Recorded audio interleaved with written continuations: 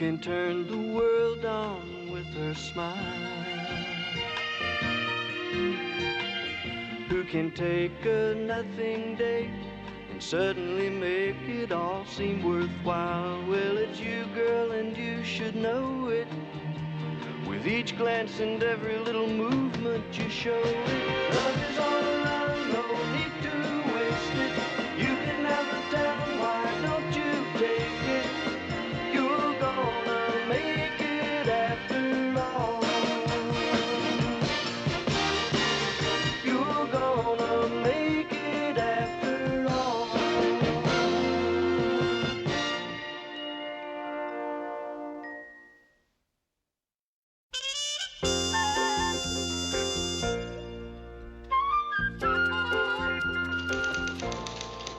Mary, how does this sound? Memo to Ted Baxter from Murray Slaughter regarding last night's show. Dear Ted, when you finish with one page of the script, please turn it over. This handy hint will prevent the recurrence of last night's embarrassment when you read the same page twice. What do you think? I think you really earned your paycheck this week. Mary. Marie and I were talking the other night as we were laying in bed about 3 o'clock in the morning, having one of those casual conversations about how to survive on my salary. And she asked me a question I couldn't answer, so I thought I'd ask you. Oh, well, what is it? How much money does Ted make? Oh, well, Murray, I don't think I can tell you that. That's even more than I thought. See you in 2 weeks, girls. Hi, Mayor. Hi, Ted. Who are those ladies? They're my groupies. Officers of the Ted Baxter Fan Club's International. Oh. Care for a cookie? Oh, gee, I don't think so. Kind of a funny shape, aren't they? Well, that's my face. The girls had a special cookie cutter made in my profile. Oh, well, sort of like animal crackers then, aren't they? Right. What can I do for you, Mayor? Well, here you go, Ted. And while I'm here, Mr. Grant wants you to sign your contract renewal. Sorry, Mayor, no can do. I'm not going to sign it. What? I'm tired of being Mr. Pushover. I've been taken advantage of long enough. This year, it's going to be different. I want what's coming to me. Ted, Mr. Grant is going to be very upset if I don't come back with your signed contract. Well, tough toenails. Just because Ted Baxter is a pussycat is no reason why everyone should take advantage of him. Ted, please, don't do something you're going to be sorry for later. Just sign the contract. You know what I think of this contract? That's what I think of this contract. Ted, this is your contract. And what's this? That was your paycheck.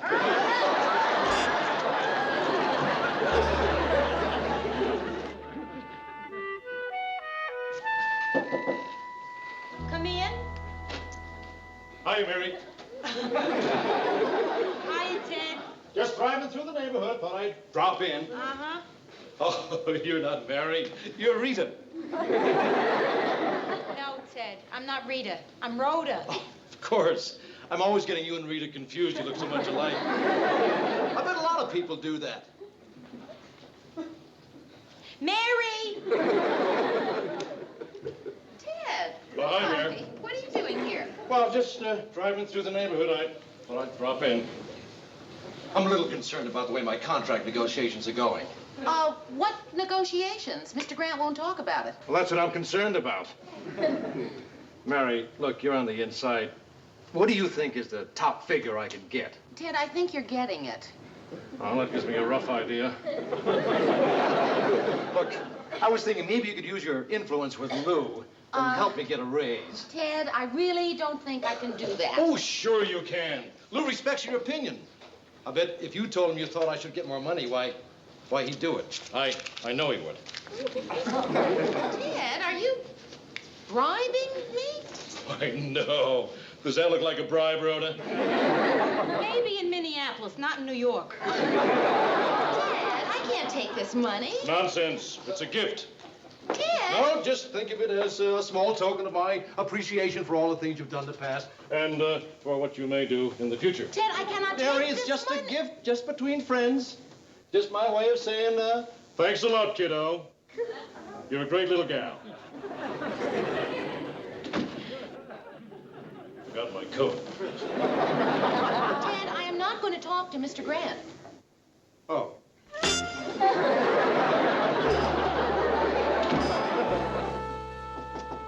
Come in. Lou, I want to talk to you about my contract. You ready to sign it? No. Then I don't want to talk to you. All right, Lou, if you won't talk to me, you can talk to my agent. You've got an agent? That's right. Oh. Well, in that case, I won't talk to you or your agent. Oh, come on, Lou. Just talk to her. She's right outside the door. She? Lou, how's it gonna look? My very first agent, you won't even talk to her. Ted, I am not talking to your agent. Shh, please, Lou. You want to embarrass me, do you? Ted, I am not talking to your agent. Well, then just give me a raise. Just give me a little raise. You won't have to talk to her. I'll fire her. What has she ever done for me? Lou, I'm not asking for a lot, just a little bit more money. Lou, I'm not getting any younger. I gotta make it now while I can. Pretty soon it's gonna be all over for me. Gray old man out in the cold, alone, hungry, no one to turn to. Stopping strangers on the street. Buddy, can you spare a dime? Ted, Yes, Lou? send in your agent. Thanks, Lou. I'll never forget you for this. Ted, Yeah? you groveled great. Thanks. Bella? Lou, I want you to meet my agent, Bella Swan. Bella, Lou Grant. So nice to meet you, Mr. Grant. Nice meeting you, Miss Swan. Won't you sit down? Can I get you something to drink? Well, a cup of tea would be nice. I'll see if I can dig some up. Now, bring that chair right over next to me, dear. Do you think we could get a cup of nice, hot tea? And a glass of milk for Teddy. And a glass of milk. Thanks. You know, Mr. Grant, I've known Teddy since he was a little boy. Really? Yes. He was such a cute little boy. He used to run around with this little stuffed bear. Wouldn't go anywhere without it. Now, what was it you used to call it, Teddy? Fuffy. Oh, yours. Fuffy. Fuffy. Come in. Tea and milk. Who is the tea for? Guilty. Thank you. And who is the milk for? If I'd have known it was for you, Ted, I would have put some Bosco in it.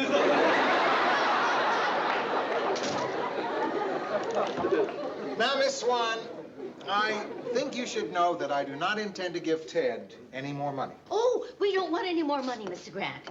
We want our freedom. You do? We do. Excuse me, Lou. I want to have a little conference with my agent. Oh, all right, now, don't worry, Teddy. Just finish drinking your milk. Now, Mr. Grant, I've gone over Teddy's contract, and I find there's a clause in it that says he's not free to do other kinds of work. Such as? Oh, well, motion pictures, Broadway, things like that. Oh, that clause. Now, all we're asking is that clause be stricken from the contract. Ted's gonna get a raise. I know he's gonna get a raise. Murray, Ted is not going to get a raise. Mr. Grant isn't about... Thanks a lot, Lou. I sure do appreciate it. I knew it. He got it. I knew it. Nice doing business with you, Mr. Grant. Same here, Miss Swan. Bella. Bella. He got a raise. I knew he'd get a raise. He didn't get a raise. He didn't? You see? Well, then, what did he get? All I agreed to was a non-exclusive contract so that Ted could do movies, Broadway, things like that. Ted? Movies? Broadway? That's all you agreed to? Yeah. Who would want Ted to do movies? Broadway?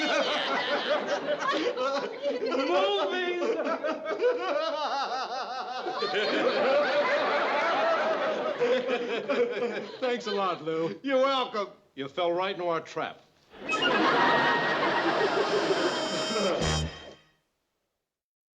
Well, for the love of mud, where am I sleeping, on a racetrack? Come on, let's have it. Who are you? Where'd you come from? Don't rush me, brother. Mary? Oh, you're watching TV. I'm sorry. No, wait, no, I've seen this part 3 times. The part that keeps getting interrupted comes later. Very good. Because I've got some exciting news.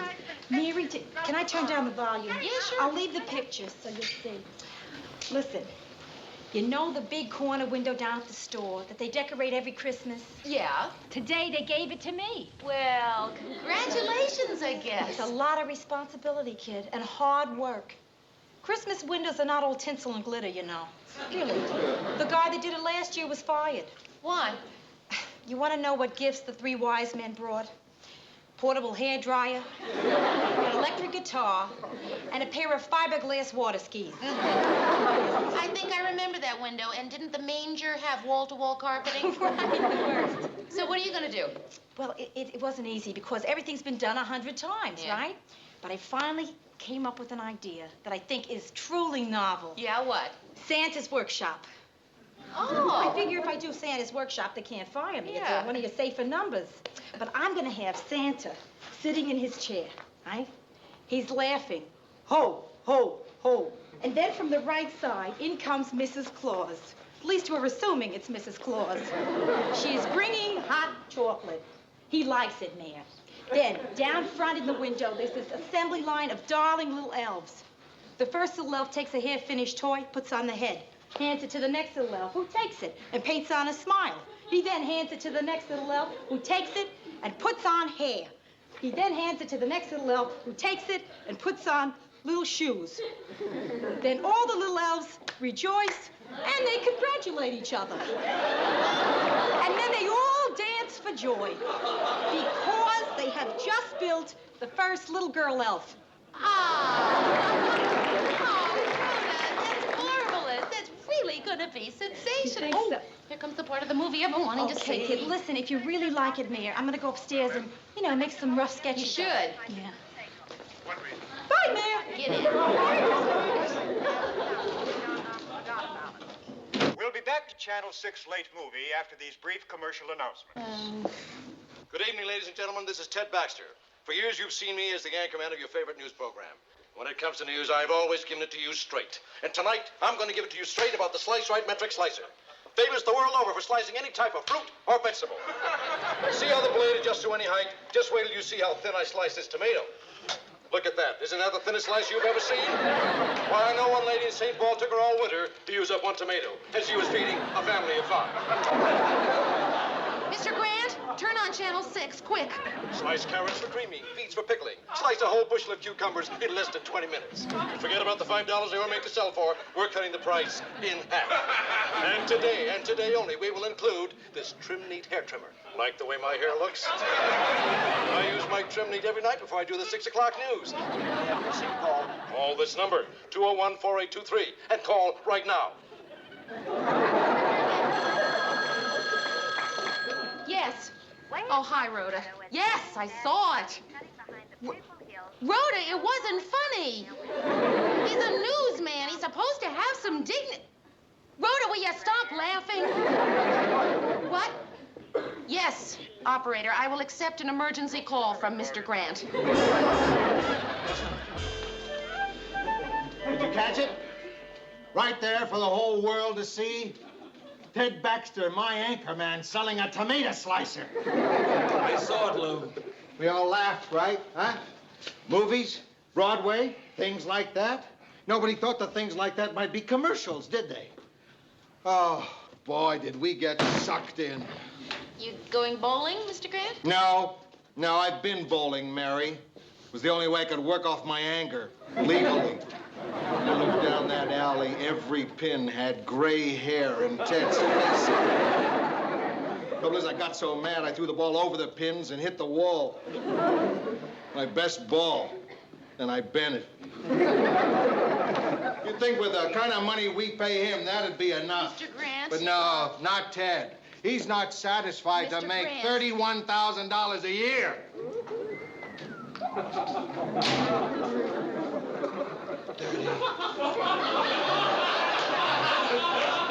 Murray. 31. What difference does 31,000. Hi, Mary. Did you catch me last night on the movie?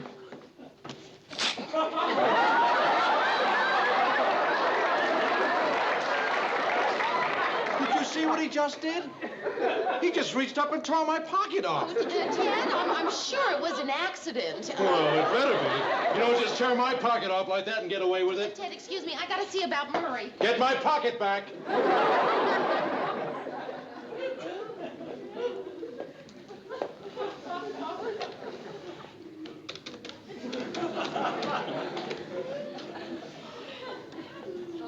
Bella? Teddy. Yes, I thought that slicer thing went pretty well myself. Got anything else lined up for me?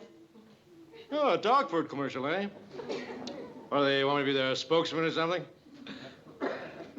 Oh, well, I guess I can do that.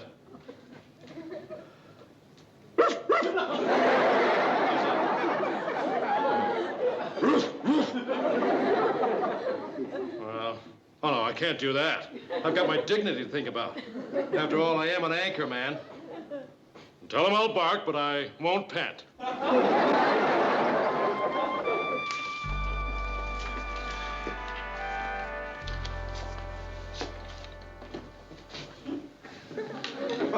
Mr. Grant, can I get you anything?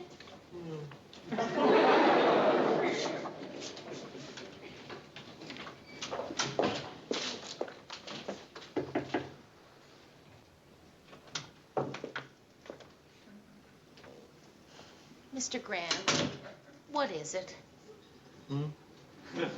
What's wrong? Oh. Ted Baxter's finally got me. I've gone over his contract a dozen times. There's nothing I can do to stop him.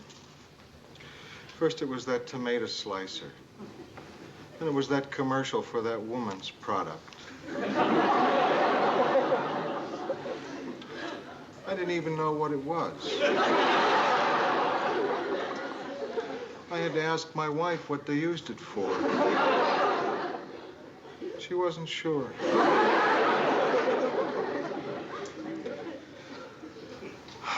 Mary, he's got me. Mr. Grant, how about if I fix you a nice drink? You haven't had a nice drink in days. Mr. Grant, I'm worried about you. Somehow, booze just doesn't taste good to me anymore. You know, sometimes I think I'm losing contact with reality.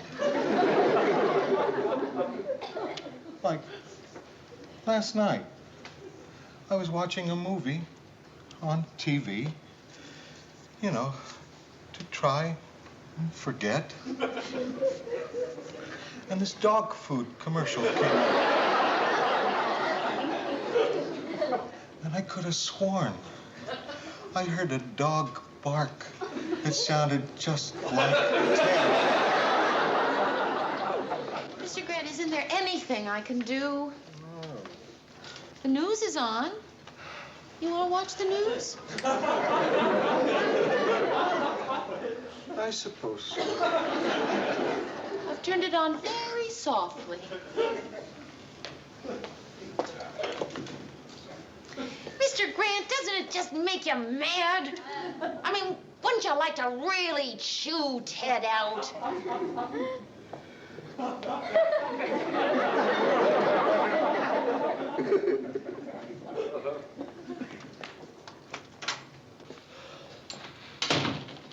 Oh, Mr. Grant has got to snap out of it.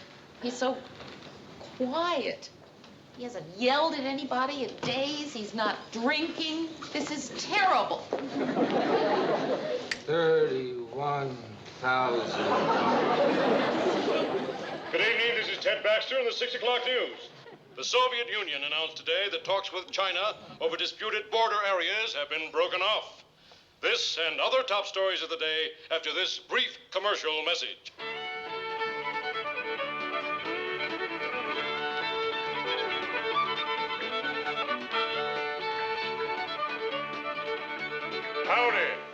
It's Farmer Ted coming to you on behalf of Ma and Pa's Country Pork Sausage.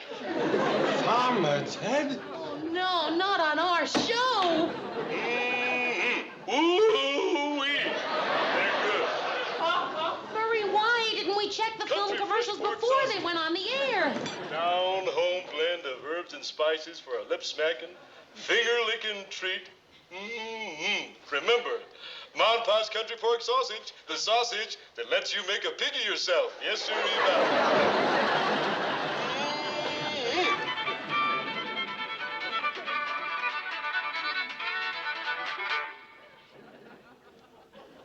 And now, the news.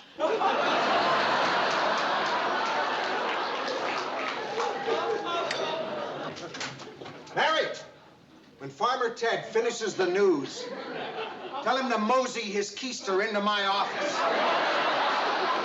And bring me some ice. Bring me some ice. Murray, he's back.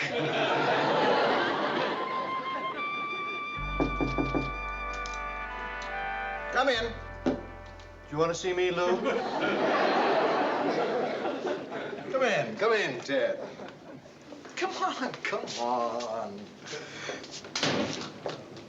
What's this? It's a hair trimmer. Thought you might like it. Oh, isn't that nice? Thank you. You can save over $100 a year on haircuts. Really? Oh, that's wonderful. Come on, sit down. Really, thank you. That's a lovely gesture. Ted, I'm going to give it to you straight. You're giving up those commercials. No, I'm not. Maybe I didn't make myself clear. I'm ordering you to give up those commercials. You can't do that, Lou. My new contract is non-exclusive. I know, but that's the way it's going to be. Well, I'm sorry, Lou, but I have a big career ahead of me in commercials, and you've got no legal ground for stopping me. Ted, if you don't stop doing those commercials, I'm going to punch your face out.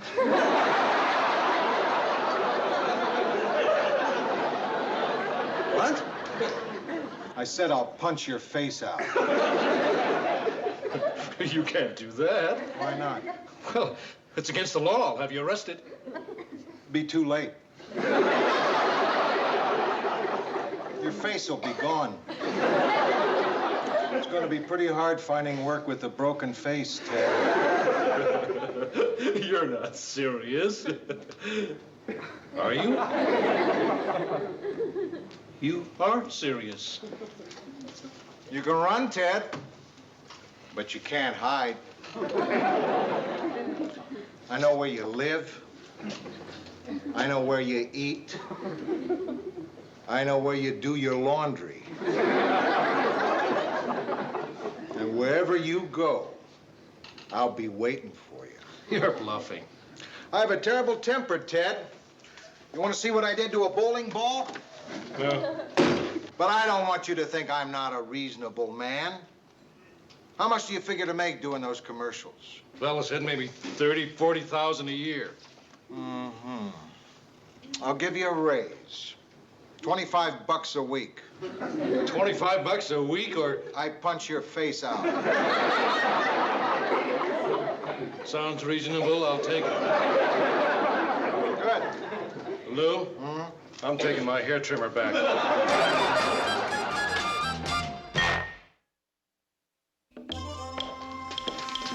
Say, Mayor, I'm having a problem with my new paycheck that Lou may not have anticipated. Oh, what is it? Well, since I have to pay 10% of my salary to my agent now, I'm making less than I ever did, even with my raise. A raise? The raise I got now amounts to a little less than 5% of my salary. A raise? He got a raise? Well, yeah, he did, Murray. He got a raise!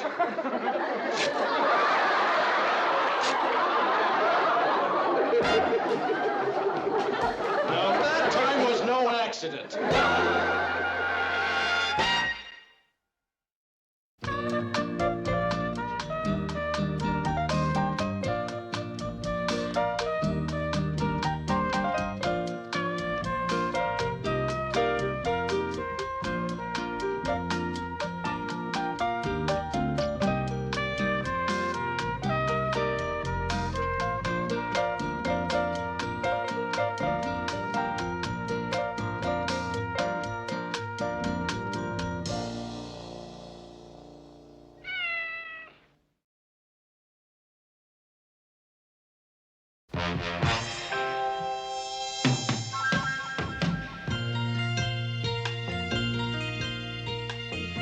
can turn the world on with her smile?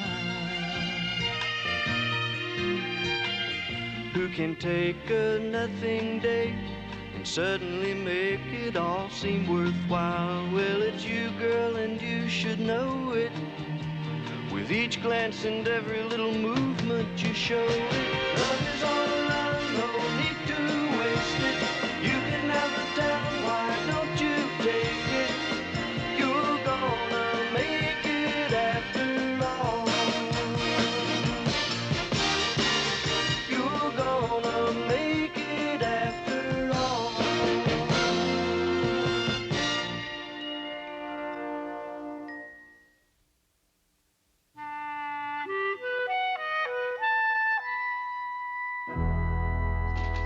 Hi, Mia. Hi. Here's that stuff you wanted to borrow. Thank you. Sure. Gee, I really feel terrible about always borrowing your good things whenever I am having company. Oh, don't be silly, kid. This is the only chance my tablecloth gets to have a nice time. You know, I always wondered, you have so many beautiful serving things and you hardly ever have any company. Oh, for years now, my mother has been giving me shower gifts on my birthdays. Yeah, I'm the only kid in the world, I'm sure, that got a waffle on her 16th birthday. My fancy tablecloth, your good silver. Which is also my everyday silver. My everyday silver is plastic. What? Who's coming to dinner? Oh, Jack and Linda Foster. Jack and Linda? Mm-hmm. All this fuss for a couple? Ah, well, they're very special people. No, special people seldom come in couples. Listen, all I know is that Jack and Linda have something really great going. I mean, of all the married couples I know, theirs is the kind of marriage I would like to have for myself. I would like Pat and Dick Nixon's. Why? You know he can't fool around. But I'm not. Hey, listen, there's plenty of food. Why don't you stay and have dinner with us? I mean, it's about time my friends met each other. I would really love to, Mia, but I gotta go out and break up with a guy tonight. Oh, I didn't know you were going with anyone. Oh, yeah. This would have been our second date. Well, if you've only dated him once, why don't you break up with him on the phone? I gotta give him his ring back. He bought you a ring after one date? No, he had it with him. Oh. It was adjustable. It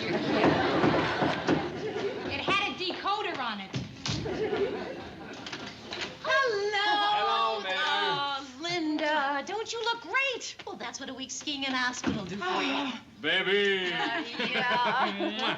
How are you, beautiful? Oh, I'm fine. I am just fine. Thanks for asking. Rhoda Morgenstern, I'd like you to meet Linda and Jack Foster. Oh, I am so glad to finally meet you two. Same here. Mary has told us so much about you. Mary, you were right, kid. They are nice. Listen, I gotta go. Hey, maybe I can get a couple like them for myself. Or we could quadruple. Oh, yeah. Come on in. Oh, Mayor, fantastic. Doesn't it drive you crazy? People who can eat anything they want and never get fat, like Jack. And you. I get fat?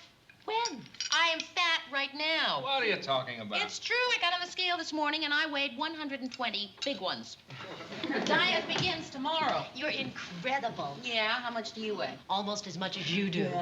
Linda, why can't you make coffee like this? Mrs. Olson, why can't I ever make good coffee? Hey, why don't we finish our coffee in the Good coffee idea. area? Jack, remember that crazy Greek brandy you said you liked so much but you could never find? Oh, yeah, the kind with the tree inside the bottle. Guess who found some? Ah, Mayor, I've said it before, but after Linda here, you're the girl I'd marry. Well, I keep telling you, get rid of her. She's not your type anyway. Lady? Ah, yes. Happy little tree. So, tell me all about Aspen. Hey, met a great guy for you. No kidding. What's he do? Kisses wives. What? The rest of the time, he's a ski instructor, but mostly he kisses wives. Jack, you're not going to tell Mary about that, are you? Come on, you tell me your ski instructor stories. I'll tell you mine. Well, I was 3 chairs behind them on the lift, and I saw him kiss her. Well, he took me by surprise. What'd you expect me to do, jump off? I mean, he just grabbed me and kissed me. What was I supposed to do? What do you think those sharp points on the end of your ski poles are for? And you think this kissing ski instructor would be a perfect guy for me, huh? Well, I don't know, Mayor. I don't know what kind of guys you like. You never said how you liked Arthur. Arthur who? Arthur, the guy we fixed you up with? Last week? Oh, right, Arthur, right. The one who hums a lot. That's the one. How'd you like it? Oh, he was, very nice. That's funny. I kind of like him. Well, listen, I've still got lots of single friends, and we're gonna keep trying till we find the right one. Good, you hang in there, because I'm pulling for you. Am I too late for dessert? No, come on in. No, sit down. How'd it go? With Leonard, you mean? See, I had a date tonight with this guy I was going to break up with. So, did you? Nah, I couldn't. Why not? He didn't show.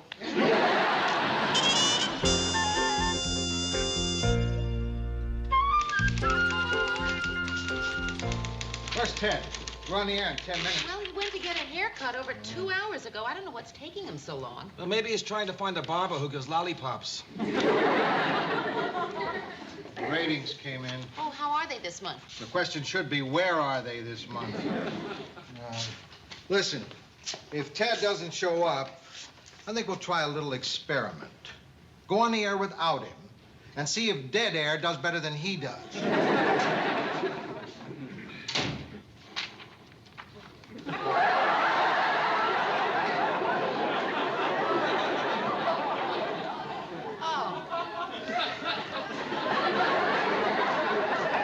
Well, how do you like it?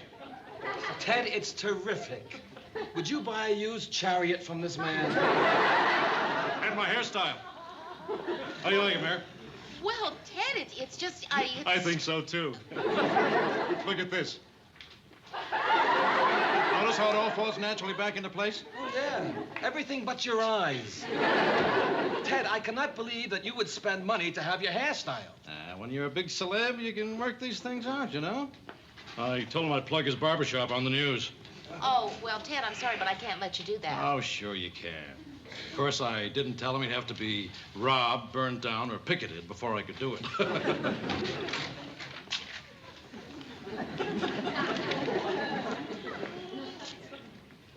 Well, what do you think of your new anchorman? Thank goodness you're here. You can't believe the jerk we've had up to now.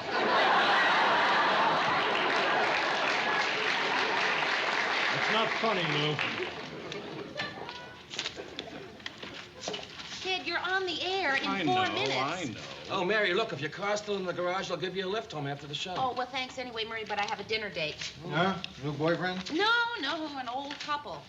Fosters are picking me up. Ted. I'll be there in plenty of time. Have I ever missed a show? No. Excuse me, is this where I'll find Mary Richards? Jack! Mary. Give me just a second. All right. Ted, good friends sometimes hug each other. Of course, you'd have no way of knowing that. You must be Jack Foster or Murray Slaughter. Hi, nice to meet you. Lou Grant. Lou? Hi. That's right, it's me. What are you doing here so early? You weren't supposed to pick me up until 7. Oh, no? Oh, well, it's been one of those days, Mary. Well, see, the thing is, I don't know if I can get away early. Go ahead. I'll cover for you. Oh, thank you, Mr. Grant. Where's Linda? Downstairs? No. Oh, she's going to meet us at the restaurant? No. She's not sick or anything, is she? No. She's fine, just fine. It's just that we're separated.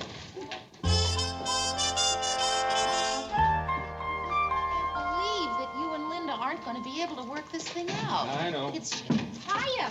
Rhoda, what are you doing here? Mary, you should never go out and leave your bathtub running. Oh, no, I did? No, I did. But it dripped through a little. But I mopped it all up, so don't worry. Gee, if I knew Mary was having company, I would have used my good sponge mop. So, Jack, I see you found the right guy for Mary at last. Rhoda. And you're not so dumb, kid. You pick a great couple for friends, so you're right there when the husband's available. No, smart. Rhoda, listen. So where is Linda, you two? I'm not sure. Oh. Oh. Why didn't you hit me? I am so sorry. Really, I could die. I could just drop dead on this very spot. I really... She didn't know. I know. Hey, I didn't know. Would you like some coffee? It'll just take a minute, then we can talk some more. No, Mary, thanks. I've got an early tennis game tomorrow. Oh? With my lawyer. Oh, Jack. No, has it gone that far that you have to play tennis with your lawyer? I guess it has. Well, I just feel terrible. I wish there was something I could say or do. You, Linda. It's enough that you care, Mary. Oh, I do. You know, I'm glad we had dinner together like this tonight. Hey, me too. And I'm sure you guys are going to be able to work it out. You're both too good to let this happen. Thanks, Mary. You're a good friend. You too. Well. Oh, boy, you really know you're separated when you're afraid to hug your friend. Now, come on, Mary. Right. That's silly.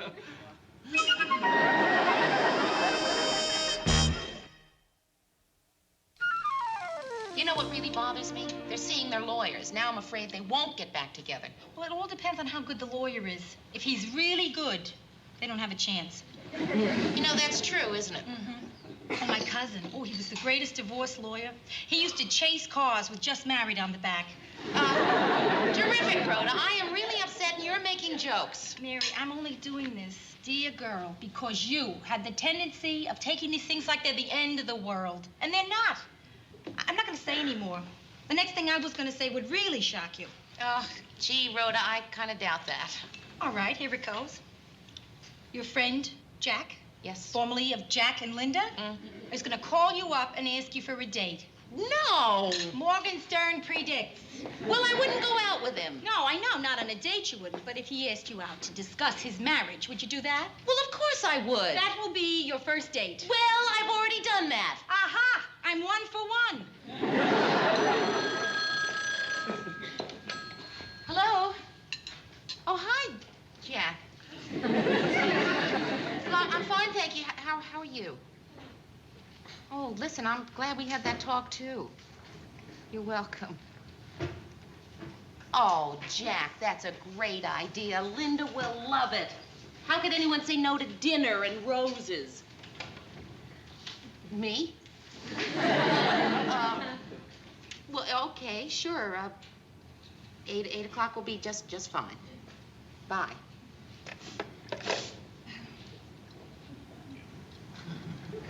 Well, the reason that I said yes to going out with him is because he wants to see me as a friend. I understand that. Now, would you like to hear Morgenstern's next prediction? No! But Leon, I did mention your barbershop last night on the show. Right before the revolution in South America. You probably just missed it.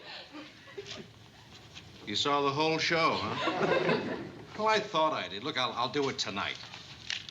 Look, Leon, I said I'd plug your shop, I'll plug your shop. Just don't worry about it, Leon. All right. What are you working on, Murr?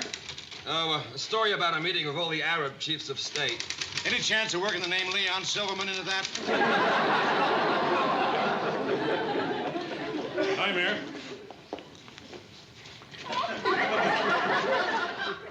Good friends like us sometimes do that. No, they don't, Ted.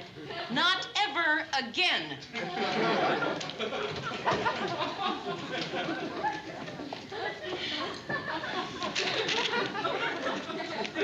Mary, you see this tie I'm wearing? Yes, sir.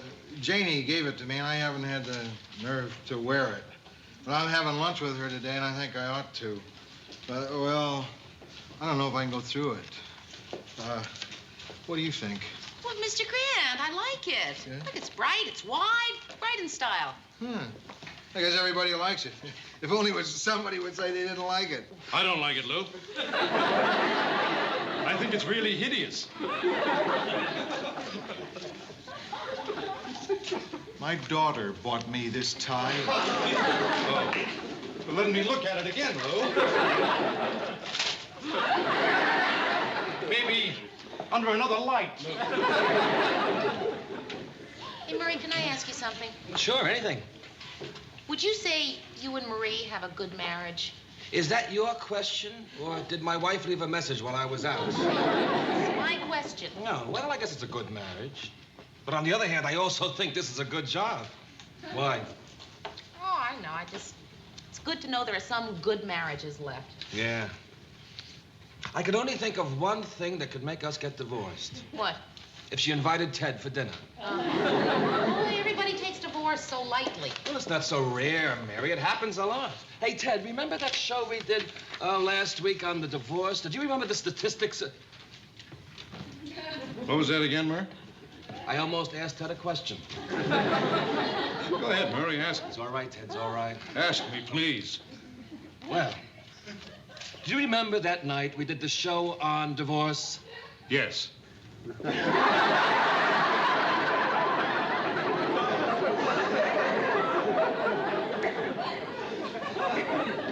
Mary, why all this sudden interest in divorce? Are you planning on getting married? No, but my friends, the Fosters, are splitting up, and, well, last night I was out with Jack. Oh, you were out with Jack? No, Murray, I wasn't out with Jack. I was out with Jack. Hi there.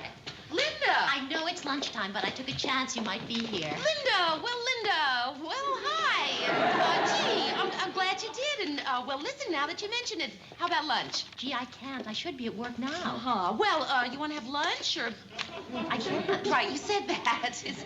But, Mary, there is something I wanted to tell you. Oh, excuse me. I'll check the wire and see if anything broke on the Leon Silverman story. It's about Jack and me. Oh, Linda, I know. You're separated. It was the shortest separation on record. Oh, Linda, that's great. I knew it would work out. Well, it did. We're getting divorced. Wait, is that for sure? Yep. Mary, I was tired of being a housewife. I have my own identity. I want to fulfill myself in other ways. Well, what are you going to do? First, I'm going to start dating again. Hey, have you met anyone interesting lately? Well, yeah, but, you wouldn't like him. Oh. Well, if I meet somebody, maybe we can get together. Sure. And let's keep in touch, and I'll talk to you soon. Okay. Bye. Bye. You know, Mary, I love sitting next to you. The guy who used to sit at that desk only talked about crabgrass. We're so uptight about Jack. Okay, I know you and probably everybody else thinks I'm really stupid. It's been 5 weeks. Jack's not upset. Linda's not upset. But me, I am upset. Well, like they always say, in a divorce, it's the little one who gets hurt most. I know, you're right. It's silly, isn't it? Yes. No, it's not. Rhoda, I can't go out with him again. Tonight is the last time. I just don't feel right about seeing him on a dating basis. Mary, we've been friends a long time, right? So I'd like to give you a little bit of advice. You're a dummy. You think it's perfectly all right for me to go out with Jack? Man, not only do I think it's all right, the whole world thinks it's all right. Lawrence Welk thinks it's all right. They are getting a divorce. It's in the courts, Mary. If you don't go out with him, you're breaking the law. Rhoda, it's so hard to have a discussion with you. You never have an opinion. Hi, Mayor. Hello, Jack. Hi, Rhoda. Hiya. Sorry I'm early. That's all right. Well, it's 8 o'clock. I better get upstairs and make my bed. Rhoda, you mean a girl like you staying home tonight? Incredible, isn't it? Hey, Rhoda, listen. Why don't you come with us? Huh? It would be all right, wouldn't it, Jack? Well, sure. No, I could not. Oh, come on. Look, we're just going to dinner. Come on, Rhoda. We're not going anyplace expensive or anything. I don't know. Well, how about if we go someplace expensive? Then I'll go.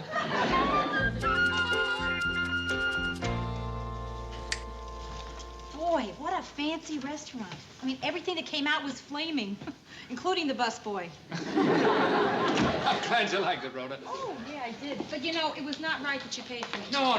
My pleasure. You didn't invite me. Mia did. Right, Mary? Yeah. See? She can pay for me. Come on, sit down.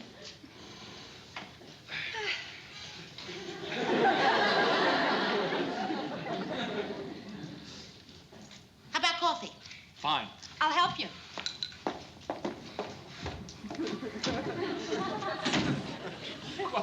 What was that all about? I guess she figured we wanted to be alone. Ah, yes. I knew I'd like that girl.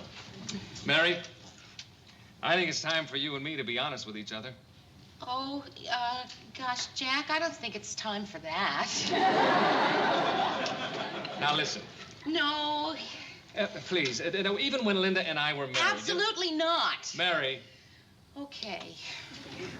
even then, didn't you ever wonder what would have happened if you'd met me before? Oh, no. You know, maybe somebody like you, sort of exactly like you, but not you. Well, I'm like me. Jack, I just don't feel right about it. You, Linda, what if you two got back together again? I mean, boy, there would be a real mess. I know what you mean, but we won't. Linda is going out. She's dating that guy, Arthur. The Hummer? Right. So what do you want to do? I just figured out what's bothering me. It's so simple. All I have to do is make sure that Linda doesn't mind. Oh, but she won't mind. Okay, I'm going to go see her tomorrow, and tomorrow night, if you're free, I will fix you the most fantastic dinner. Terrific. Mary, as long as you're going to be talking to her, I'd like you to ask her something for me. Sure, what? Ask her what cleaners she took my gray suit to.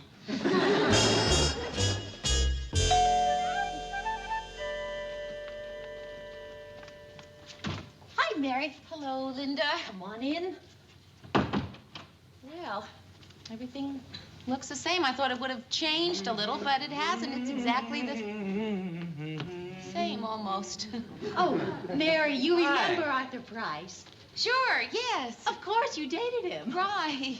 You used to be a friend of, Jack's. And Linda's. Well, he still is. Aren't you, Arthur? Guess you might say that. Oh, I don't know how you ever let him get away. Oh, well, Well, I've got to pick up those tickets, Lynn. I'll be back in an hour. Okay. Nice to see you again, Mary. Thank you. Oh, Mary, I've never been happier in my life. Oh, Linda, you don't know how happy I am to hear that. I mean, really happy. I mean, so happy I wake up humming. How are things going with you? Now, how's that new guy you mentioned? Well, it's funny you should ask that, because, well, I guess that's why I'm here. Look, I know you won't mind, but, well, you know me, dumb old Mary, super cautious, has to get permission. I just wanted to make sure that it's okay with you if I see Jack. So it's okay with you, isn't it? No. What? I don't want you to date him. But you just said... I know what I just said. Oh, and as far as I'm concerned, Jack can date anyone he wants. A cocktail waitress, a secretary, a bunny. But not you. Well, why not me? Because I say so. Oh, well, I see.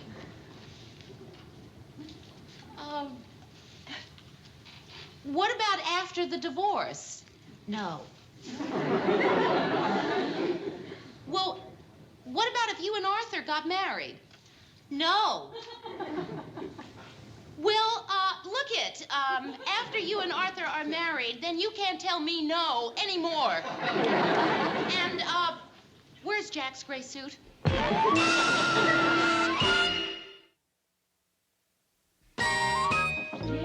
Yeah. Mary. Oh, Mary, the most beautiful night of my life. I won't be able to believe it was real enough to tell you about it. Well, sit down and tell me about it.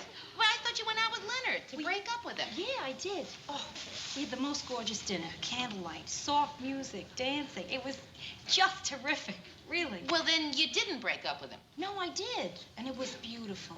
I mean, all the chemistry was there. You know what I mean? We weren't kidding each other or ourselves. We knew we'd never see each other again. Oh. Well, you certainly look happy. Oh, well, sure. It's that special glow a girl gets when she's not in love. Hello? Oh, hi. Well, no, I just don't think we should go out. Look, you know why. Linda would be very upset. No, really, I just wish you wouldn't call again. Thank you. Goodbye, Arthur.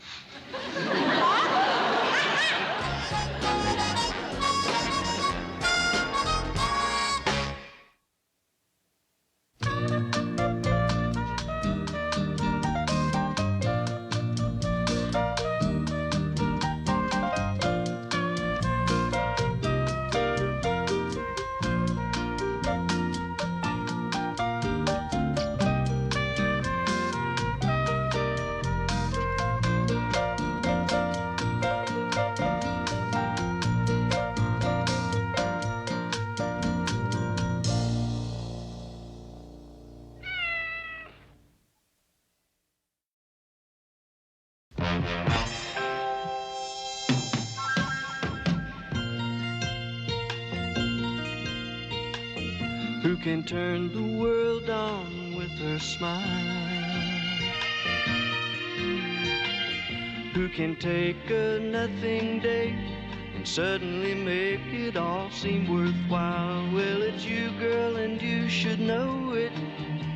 With each glance and every little movement you show it. Love is all around, no need to waste it. You can never tell, why don't you take it? You're gonna make it after all. You're gonna make it after all.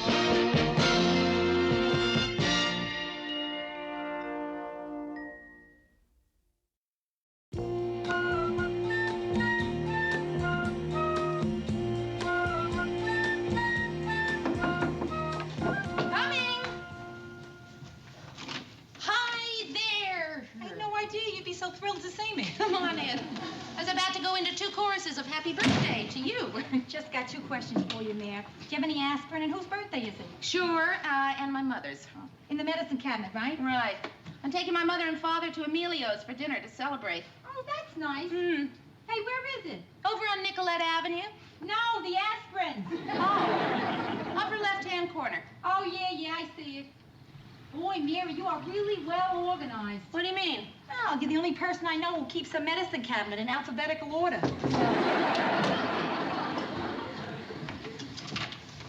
Hi, Mom. Happy birthday. Thank you, honey. Hiya, folks. Hi, Rhoda. Johnny, happy birthday. Doll. No matter how old you are, you certainly don't look it. Dad, that is some gorgeous tie. Oh, thank you. Your mother just gave it to me. On her birthday? Yeah, well, see, I bought myself so many gifts. I thought he ought to get something. Yeah. Well, come on in, sit down for a minute. Fine. Oh, Dad, before I forget, Huh? I got this for you. I thought you'd get a kick out of it. What? They claim it's the world's hardest jigsaw puzzle. Oh. It's supposed to take 5 years. Oh, great. Dottie, it looks like we don't have to take that trip to Europe now. No, honey, we can do both. See, I told you there were good things about retirement. Oh, Mary, as a matter of fact, I made you a present with the last present you gave me. What? Was that little jewelry-making kit? Oh, yes. Oh, and he made me the cutest little pin. Let's see, now, it's in here somewhere. Well, if you like it so much, how come you never wear it? Where is that little devil? What did he make for you? A little devil.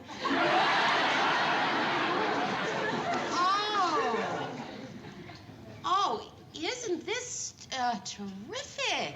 Yeah, man, that really is something.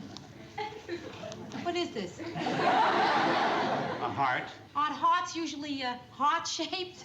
That is heart-shaped. Rhoda, Walter was a surgeon. That's heart-shaped. See, see, those little blue things, those are the veins, and that red thing is the artery. Well, Dad, what's this little green thing?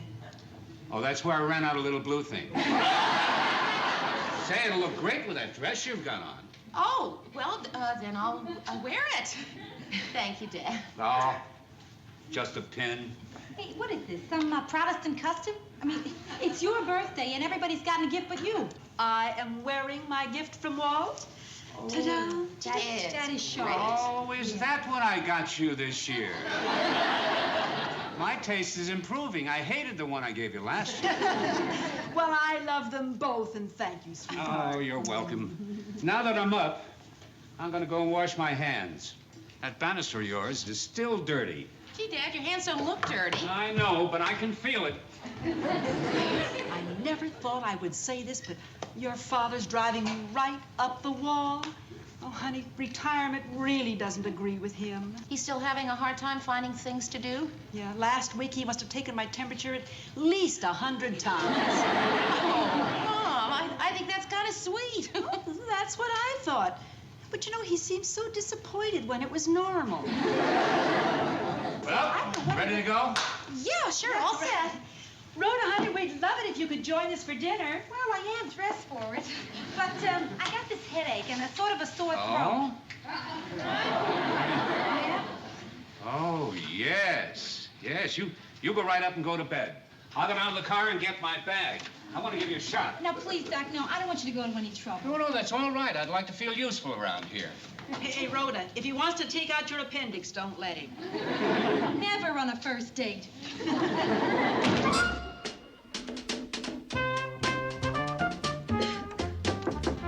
Who is it? It's me. Oh, come on in there. Hiya, kid. Hi. Sit down if you can find a place. I was just finishing up this test in here called How Honest Are You? Pretty good. Got a 95. Of course, I cheated a little. Well, I thought I'd just come up and try to cheer you up. Gee, that's nice of you, kid. Thanks a lot.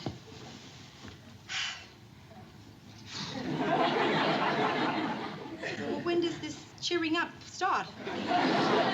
I'm sorry. I was just thinking about what happened tonight at dinner. What? Something go wrong? Well, my mother and I were talking about drapes. Yeah.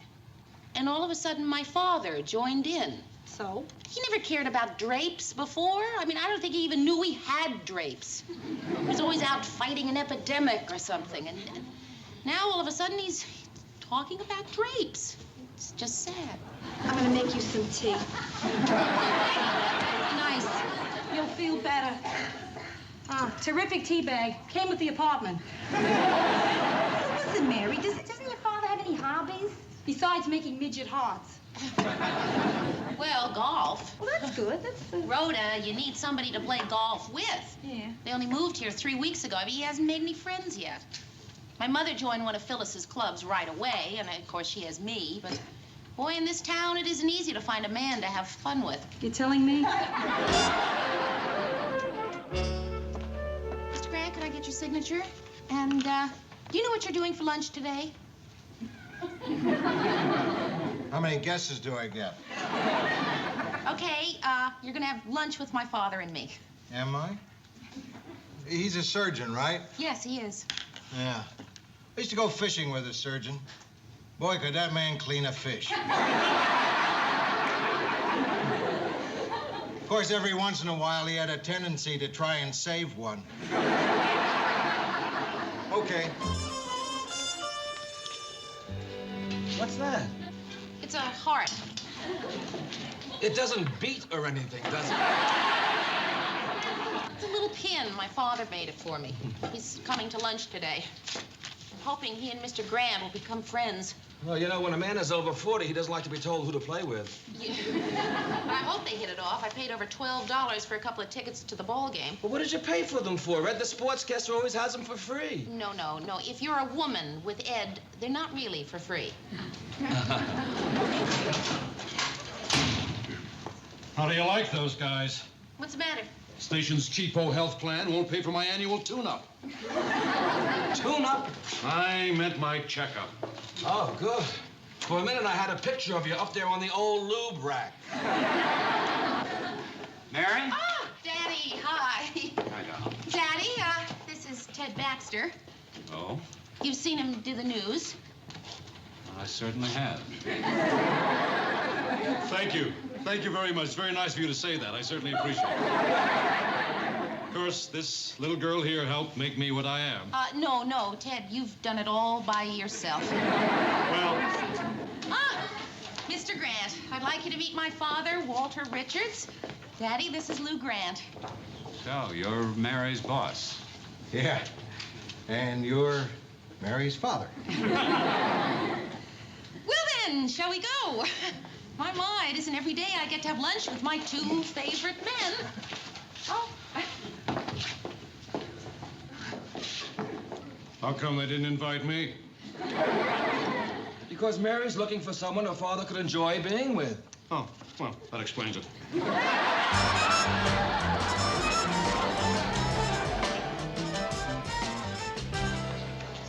Oh, hi, Mary. Hi, Riette. I like a vodka martini. What do you want to drink, Mary? Oh, gosh, I don't know. I got a lot of work to do this afternoon. If I have a drink, I won't be much good.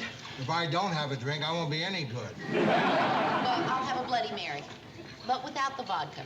You know the vodka you're leaving out of her drink? Yeah. Put it in mine. Danny, what about you?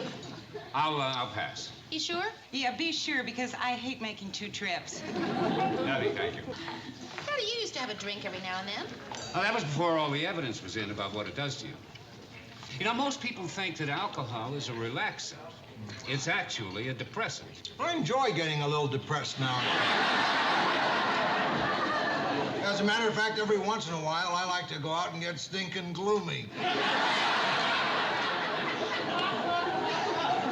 Well, you wouldn't say that if you saw the liver of a man who drank a pint of liquor a day. No, I don't think I'd like to see the liver of a man who drank a pint of milk a day. I mean, you know, I wouldn't want to see anyone's liver. So, here I am, having lunch with my 2 favorite men. Daddy, Mr. Grant's a terrific fisherman. You love to fish, don't you? Where'd you get that idea? Oh, I just had that idea. You know, Mr. Grant, my dad's a great golfer. Oh? Yeah. I love golf. Well, then, why don't you 2 get together, play a little golf? Oh, I don't play it. I watch it on TV. A little too much exercise for me. You know, Mr. Grant, exercise is terribly important for men our age. I used to tell my patients, that is, I used to tell my patients that carrying around a lot of extra weight like that puts a great strain on the old, you know what. The old bug? No, heart. See, it's a pin. My father made it for me. It's a little heart. Oh. Cute. Okay, you ready to order? Nobody wants liver. Mary, what do you want? I think I'll just have the diet plate. Good for you, Mary. I'll have the same. I'll have the veal parmesan with spaghetti and an order of garlic toast with lots of butter and another drink. Right. Well, here I am having lunch with my 2 I keep saying that, don't I? Hey, guess what? I happen to have a couple of free tickets to tonight's ball game. You didn't get them from Ed the sportscaster, did you? Oh, no, Mr. Grant, I did Good. not. There's supposed to be great seats right behind second base.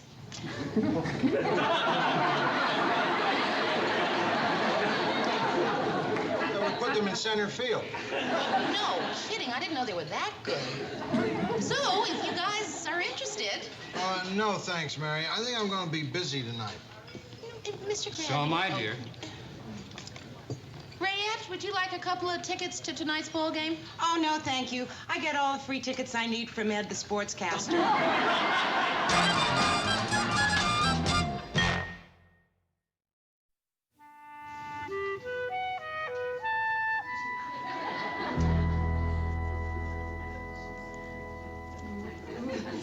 Oh.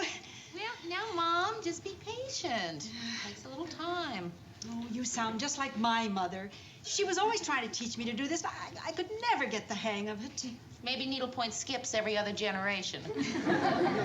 Oh, your grandmother used to do beautiful work. Remember that lovely sampler she embroidered for your grandfather's restaurant? We reserve the right to refuse service to anyone. Listen, Mom, you know, I was thinking, I'd like to have Daddy for dinner tomorrow night. That's fine, honey. We can make it. But I'm trying to think now of how to explain this to you before I say it, because if I don't, you might take it the wrong way and get upset. No, you can tell me, because I don't get upset. Well, okay, I don't want to have you and Daddy for dinner. I want to have Daddy alone. Well, see, I've been trying to find a friend for Daddy all this time, and I think maybe it's because I'm afraid to be his friend myself. You know? So, listen, I'll tell you what, Mom, here's what we do. I'll have Daddy for dinner alone tomorrow night, and then you and I will have dinner alone on Thursday. How's that? Was that a nod, Mom? Then you're coming. Terrific. Murray, how does this menu sound to you? Shrimp cocktail, salad, stuffed squab with orange sauce, wild rice, and glazed carrots. Terrific. Must be a special guy. Yeah, it is. My father. He's coming to dinner alone for the first time. Before you get to the petty fours, Have you got the stuff on the Henderson trial? Oh, yes, sir. Right here. Thank you. I really don't like glazed carrots. Neither do I. Okay. Make it green beans.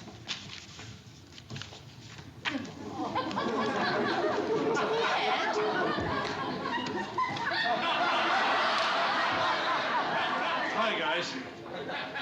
Ted, are you all right? Well, that's what I'm trying to find out. I just came back from my physical. Wait a second. It's coming to me. It's disgusting, but it's coming to me. Old clothes, needs a shave, back pains. I've got it. Ted, you went to the free clinic for your physical, didn't you? Yeah. You know, I had to wait 3 hours. And all they did was tell me I didn't have a drug problem or a social disease. Ted, that's a tacky thing to do. Why? We pay for it with our tax. No, we don't. It's paid for by private donations. Oh. Well, I gave money to someone in the street once. Could have been for that.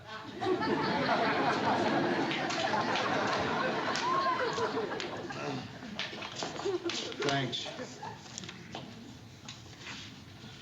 It's nice having your father to dinner. I like it. Mr. Grant, do you ever have trouble making conversation with your daughters? Nah. Well, maybe at first. Then we always end up talking the night away. What kind of stuff do you talk about? My grandchildren. I don't think there's enough time for that.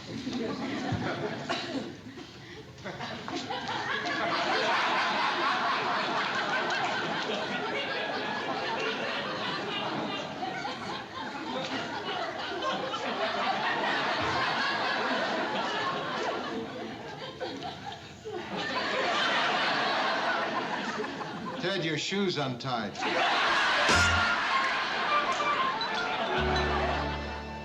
Dottie. Hi. Hey, we really look great, huh? Yeah, well, looks like it's just gonna be us girls tonight. Listen, I thought we could, have a couple of drinks, dinner, see a movie. Oh, terrific. Where? How about on a plane to Paris? Oh. Where's Daddy? Oh, he's downstairs parking. He'll be right up. Say, Rhoda, could I meet you upstairs in a couple of minutes? After I talk to Mary? Oh, I get it. Oh, I am quick. You want me to leave, right? What do you want to talk to me about? Well, honey, I'm just afraid it's going to be so hard for you tonight. Oh, gosh. I wish there was something I could do to make it a wonderful, fun evening for both of you. I've got it. I'll stay. Listen, Mom, they'll be just fine. Well, it's going to be awful quiet around here. You know, your father's not a talkative man. We'll talk. Oh, I'd like to see that. Oh, come on. You've been talking to him for years. Yeah, but it just never bothers me when he doesn't answer. Hi, Mary. Hi, Daddy. Well, guess I just better get going. Have a nice time, you two. You too, Mom. Right. Night, darling. Goodbye, dear. You gonna stay? She won't let me.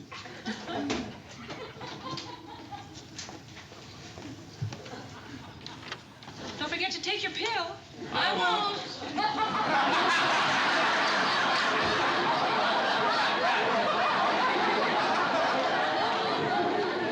Well, Daddy, this is terrific having a whole evening to spend with you.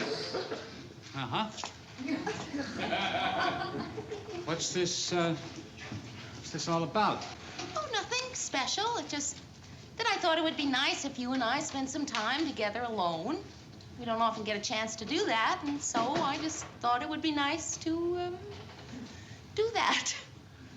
Oh? So, why don't we sit down? Here's some tomato juice and guacamole. That's Mexican, isn't it? Yeah, it is. How do you make that? Well, first you take an avocado and you mash it up real fine. Hey, Dad, you're not interested in how I make guacamole. Yes, I am. No, you're not. You're just saying that to make conversation. We don't have to talk about guacamole to make conversation. We got lots to talk about. Okay. Only now that we're talking about having lots to talk about, we're going to be conscious of every little silence. Like that one. I wasn't aware of that one. I'm aware of this one.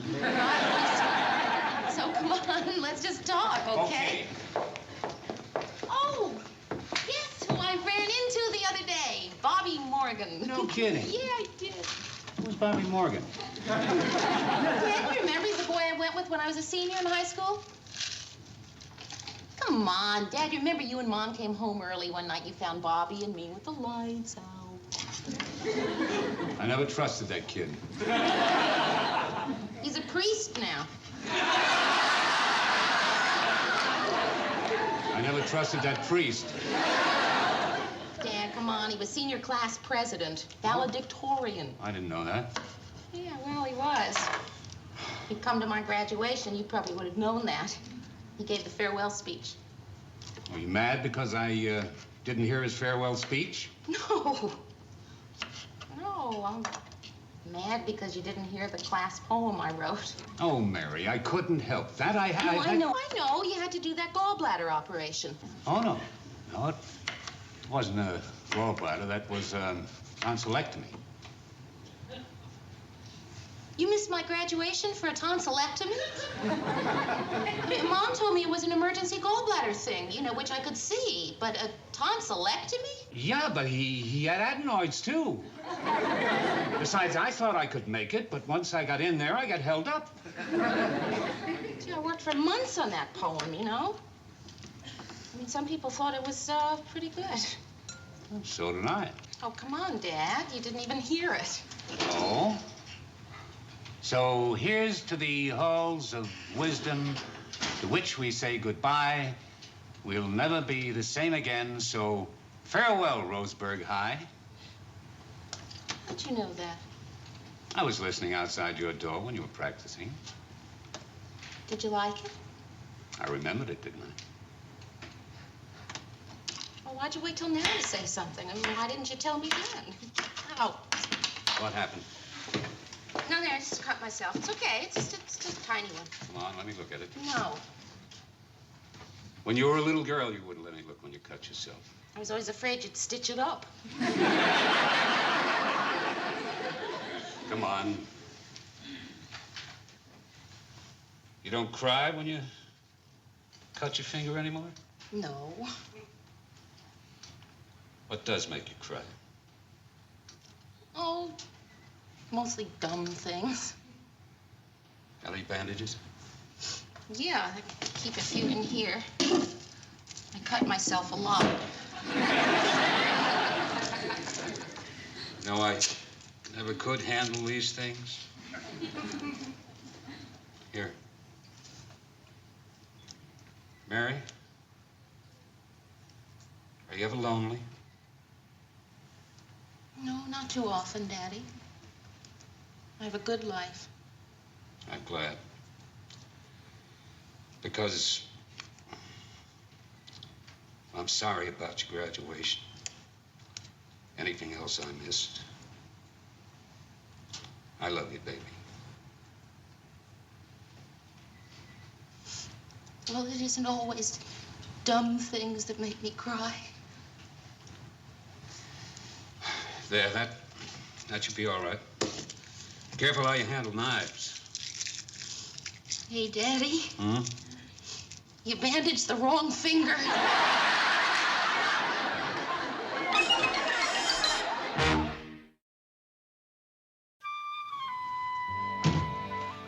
Mary, you still up? Yeah, come on in. Well, how was your date with your father? It was wonderful. Oh, You know something? My dad is really a good guy. How was your date with my mother? fantastic. We went to a singles bar. My mother went to a singles bar? Yeah, she passed. Had a great time. And I met, for the first time in my life, in one of those places, an actual nice guy. Intelligent, sincere. Oh, Rhoda, really? Oh, yeah. Guess what? He works with you at the station. You're kidding. Who? His name's Ed. He's a sportscaster. Rhoda, come here and sit sit down. I gotta explain to you the facts of it.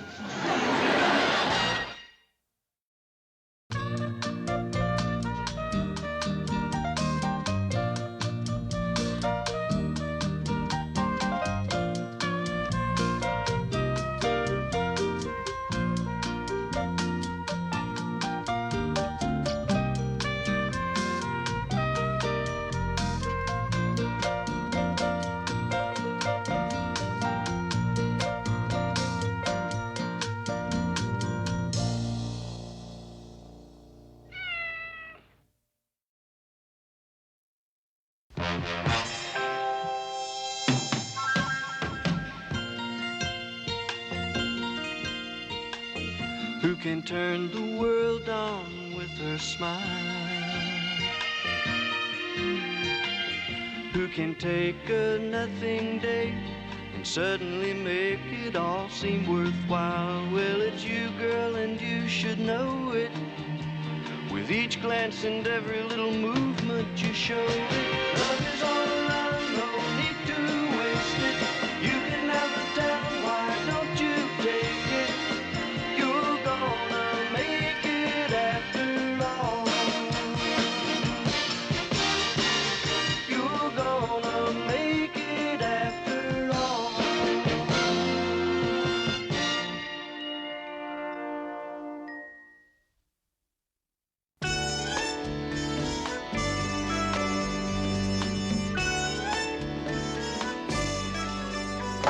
Hey, that's a terrific dress. Is it new? Yeah. It's smart, it says it, and it's you. Thank you. Hey, I thought you had an iron. Yeah, I do, but you need 2 of them for a grilled cheese sandwich, you know? I was watching television, and there was Pat Boone, and I suddenly got this urge for a grilled cheese sandwich. And, of course, a glass of milk. Mary! Mary, I'm glad I caught you alone. Are you busy? Well, Phil, as a matter of fact, Oh, good. Rhoda, close the door. Oh, yes. Bess is outside with her young man, and they're going to the school dance, and she's so proud of him. I just know how much she'd like you to meet him. Oh, sure, I'd love to meet him. Oh, and, Mary, when I bring them in, don't make a big fuss over them. Don't treat them like children. They're not children, you know. They're little people. I would love to meet your little people. Why don't you just slide them under the door? Mary, you know what I mean. Young people find it embarrassing to be gushed over. It's so patronizing. Right. Promise me you won't gush. I promise. I won't gush. I cross my heart. No All right, gush. I'm going to bring them in now. You can come in now. They're coming in now. Here they are. Hi, Aunt Mary. Hi, Aunt Hi, Ruth. dear. Oh, Bess, what a cute little, nice, good dress.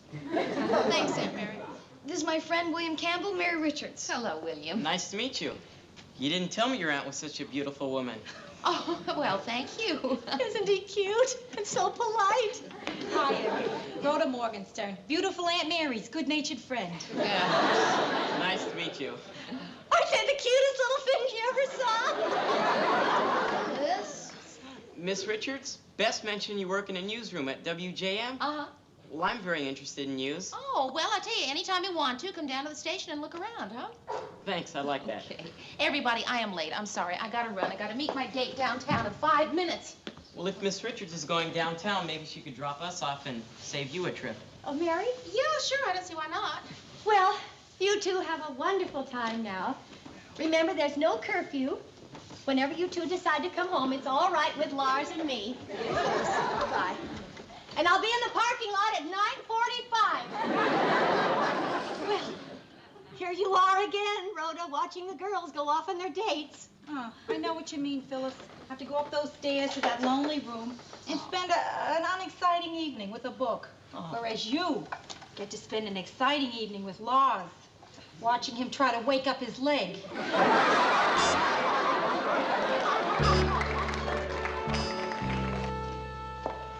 Good morning. Well, good morning. Remember you told me I could come down to the newsroom and look around? Yeah, right, I did. It's just that I didn't expect to see you so soon. You really look beautiful this morning. Well, thank you. Don't you have school today? Nope, they let me off. Well, I'm gonna do a story for the school paper, you know, all about television news program. Uh-huh. So they let me off. Oh, well. Well, this is the newsroom. Not much going on right now. Did you have a nice time last night? Yeah, it was okay. You know, I don't think it was right of your date to have you meet him like that.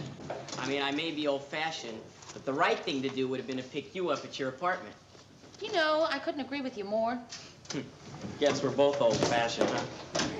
Yeah, I guess. That guy you were out with last night, did you see him a lot? No. Boy, you really do an in-depth interview, don't you? Morning, Mayor. Hi, Murray. Coffee's ready. Ah, terrific.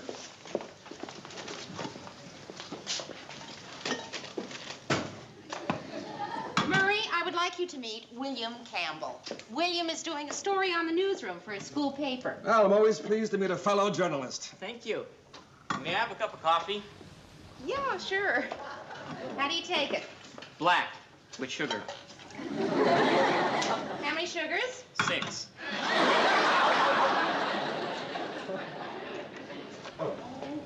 Thank you. Oh.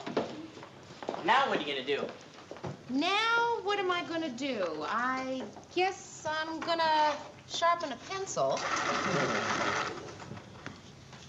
You know, you really could learn a lot from Murray about news writing. I mean, around here, news writing is one of the most important jobs. That's right. If it weren't for me, people would turn on the 6 o'clock news, see a grown man with a silly look on his face saying, "Good evening, I'm... Hi, guys. Oh, hi, Sonny. Any fresh coffee? Yeah, Ted, I'll get you some. Sit down, Miss Richards. I'll get it. Well, thanks. Cute kid. How many sugars do you take? 6. Ted, I'd like you to meet William Campbell. William's doing a story on the newsroom for his school paper. Oh, really? Well, pleased to meet you, Bill. I hope you don't mind my calling you Bill. No. Good. Well, Bill, it all started in a 5,000-watt radio station in Fresno, California. You. Me? Yeah, you, kid, in my office. Mr. Grant. Not now, Mary. I'll wait till you finish with your meeting, Bill.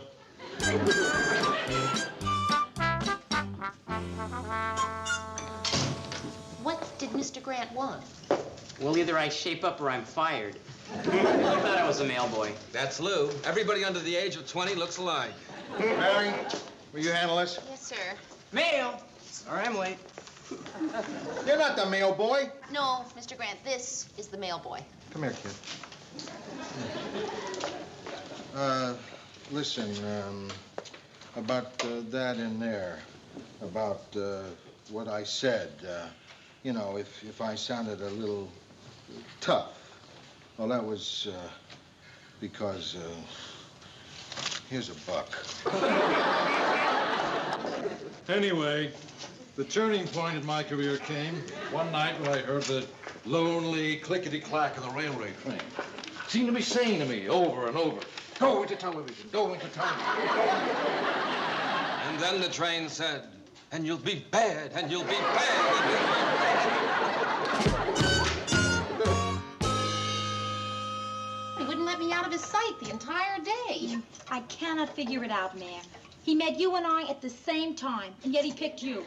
That's sort of sweet, though. I mean, he helped me off with my coat. He opened doors for me. He kept telling me how beautiful I was. You know, I had somebody in love with me like that once.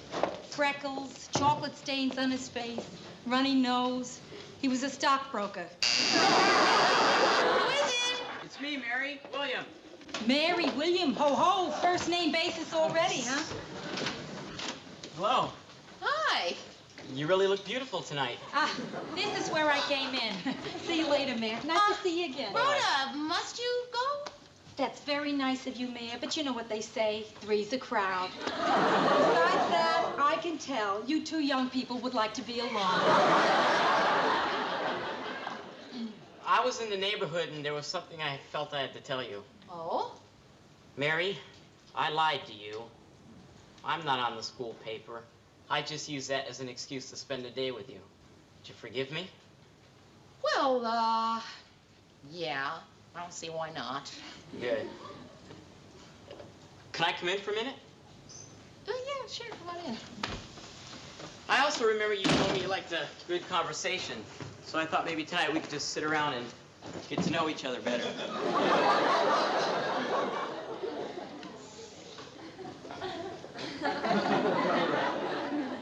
Cigarette? No, thanks, I don't smoke. Neither do I.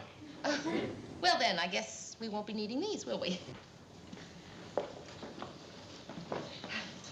Tell me, Mary, why haven't you ever gotten married?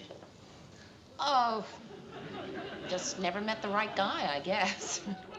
But you have lived with somebody before, though. Ice cream. Ice cream. That's what we need is some ice. I haven't had any dessert, and I bet you haven't had your dessert either, right? So why don't I just go down to the store and get some ice cream, and I'll have Bess come up here, and then we'll all have some ice cream. Bess!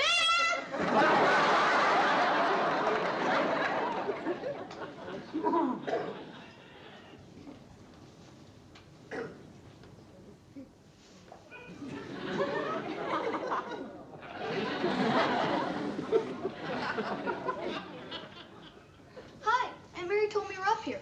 How come you weren't in school today? I didn't feel like going. Bess, sit down. There's something we have to talk about. What do we have to talk about? Bess, I like you. Thanks. I like you too. Only there's somebody I've met that I like better, and I don't think we ought to go out with each other anymore.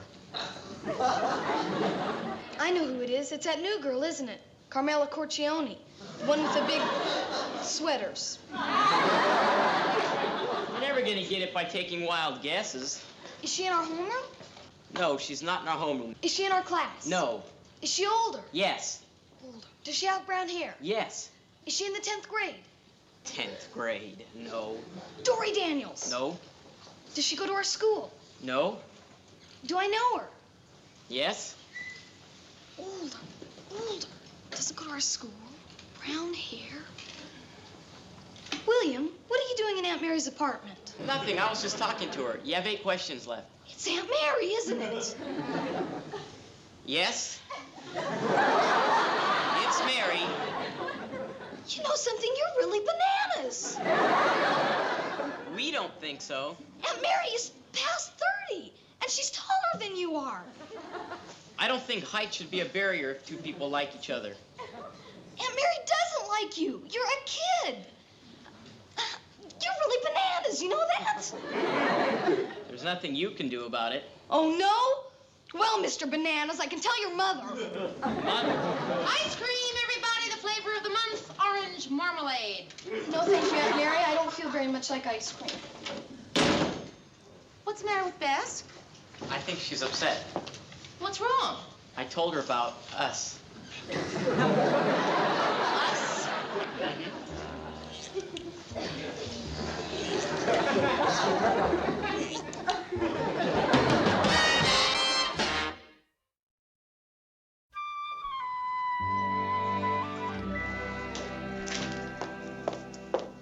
Oh, look at that. Came for you when you were at lunch.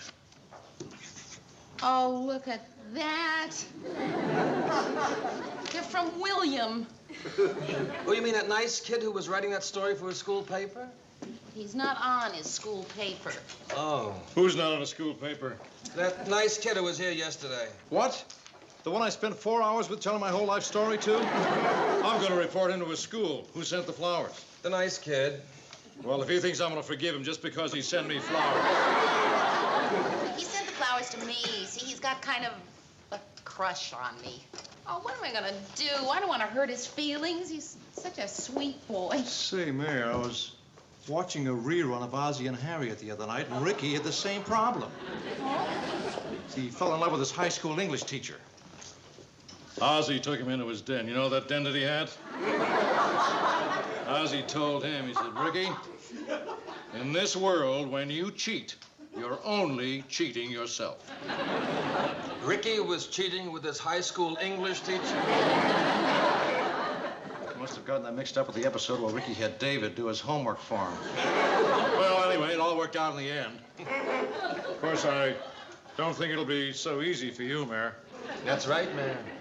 You don't have an Ozzy to talk to. Any calls? No, no calls. Say, Lou, you ever have a crush on anyone older when you were a kid? Yeah, Mel Ott. No, a girl. Nah. Yeah. Once. She was a senior, and I was a freshman. Her name was Margaret. She didn't even know I was alive. Isn't it funny how I almost forgot that? Yeah, Margaret. She had this golden hair. Color of buttercups. And eyes as clear and blue as a fresh mountain lake. She had the best rear end I ever saw. So firm you could crack an egg on it. That's about as tender as we'll ever see her. Newsroom. Yeah, she's here. Hold on. Is it? Mm-hmm. Do you date anyone else who calls me, sir? Hello, William. Yes, it's me. Uh-huh. Well, William, I really don't think that we Lunch? Well, all right. I think maybe it is a good idea for us to have a talk. All right, fine. See you then. Goodbye. Mary's got a boyfriend. Mary's got a boyfriend. Can you imagine? William is taking me to La Parisienne for lunch. Well, it's not that expensive, Mayor. You know what kind of place it is? Out front, they have this big sign that says, over 2 million escargots sold. Well, I just figured that lunch was as good a place as any to get this whole thing cleared up. Yeah. Are you expecting someone? You don't suppose it's him? Worse, it's her. Rhoda, if you don't mind, I'd like to speak to Mary on a personal matter. Go ahead. Well, Phyllis, if the personal matter is William, Rhoda knows. Mary, I came here tonight to assure you, before this trivial situation gets blown up out of all proportion, that you have nothing to feel guilty about. In fact, Bess and Lars and I all agree that it is really the best thing that could have happened. What's the best thing that could have happened? That William chose you over Bess. Oh, Phyllis, come on now. Is that the face of the other woman? Rhoda, speak not of what you know not of. After all, Mary, you may be the first rival Bess ever had, but you're certainly not going to be the last. Phyllis, I am not Bess's rival. I think Lars said it for all of us when he said to Bess, Bess, you get over it. Of course, he meant so much more than that. That's Lars. He always speaks not of what he knows not of.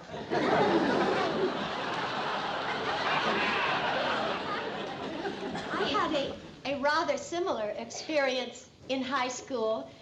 There was this boy that I liked very much. And then there was this other girl. Little Miss Personality, bright, cheerful. Perky. Perky. Oh, you know the type. A girl not unlike you, Mary. Oh, I'll admit she had a kind of surface charm, but no real depth. So, naturally, I was hurt when he invited her to the prom instead of me. But I got over it. Oh, there were a few schoolgirl tears, a few dark nights of the soul. It wasn't easy accepting the fact that I was the only girl in my senior class who didn't have a date to her own prom.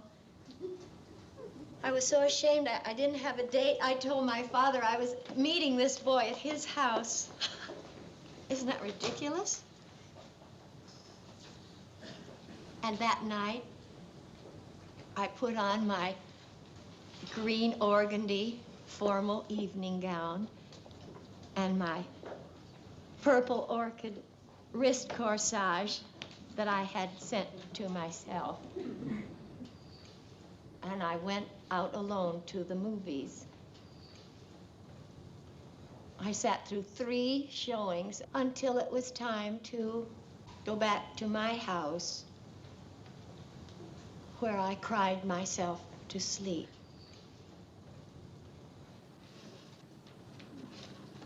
Well, sure was fun talking about it. Sort of a catharsis, you might say. I feel like a million. I'll see you later. I gotta go wash my hair.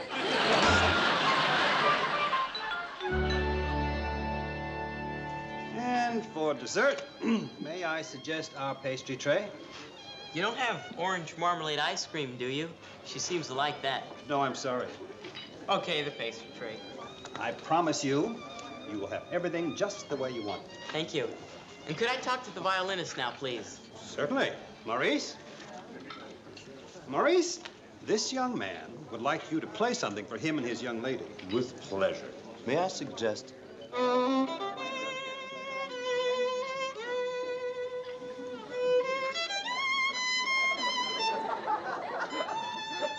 Yeah, that'll be great. Here. Thank you.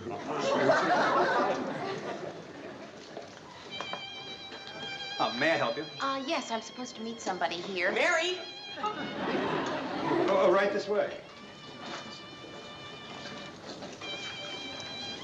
Thank you. You really look beautiful this afternoon. William, I want you to know that the only reason I came here this afternoon... Here, it's for you. William, I don't want you buying presents for me. I can afford it. I got a great paper route. Aren't you gonna open it?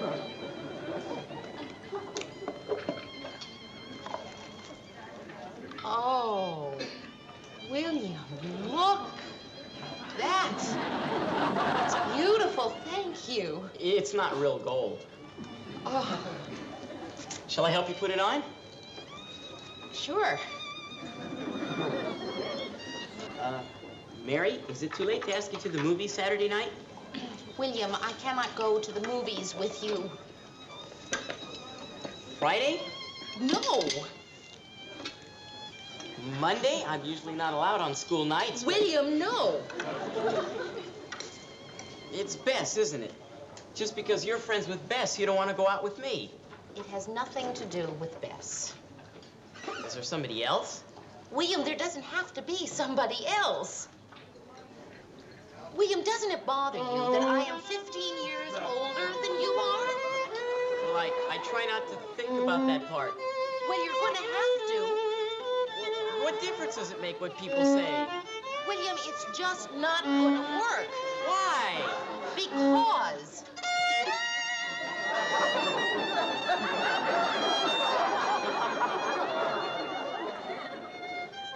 Mary, I want you to know that it's not just physical. Let me explain something to you. You, William, are a boy. And I, Mary, am a grown-up lady.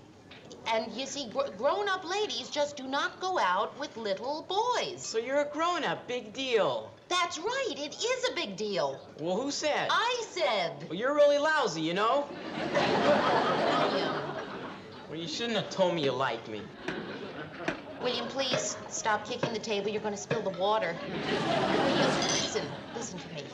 These things sometimes happen. Sometimes 2 people meet and they're just not right for each other. And it's nobody's fault. William, can't you understand that? I mean, William, look, I can't fall in love with every man I meet, can I? Yeah, I guess not. Good. Now, sit up straight and eat your lunch. It looks delicious.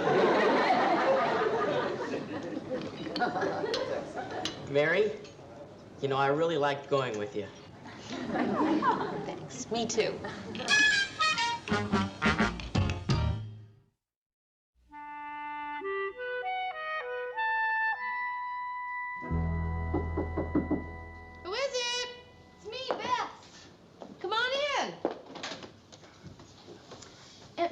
like you to meet Roger Henshaw. Roger, this is Mary Richards. Hi, Roger. Hello. We're going to the movies. Oh, great. Hope you have a wonderful time. We better get going now. Okay. It was nice meeting you, Roger, and I hope I'll see you again with Bess sometime. Okay, bye. Bye-bye. Bye. Aunt Mary. What? He didn't even notice you. Great.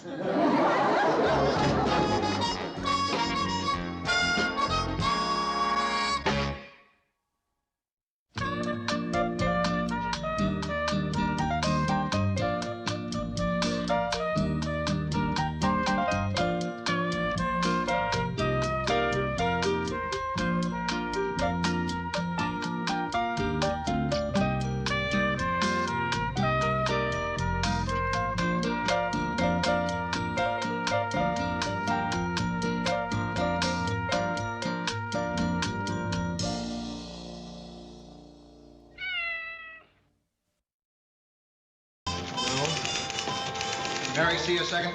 Yes, Mr. Grant. Mary, I'll be leaving shortly on my vacation. While I'm gone, I want you to take over. Well, sure, Mr. Grant, but, Mr. Grant's office. Just a moment, please, I'll check. It's a Dr. Bundy's office? Oh, yeah. No, I can't talk now. Tell him I'll call him back.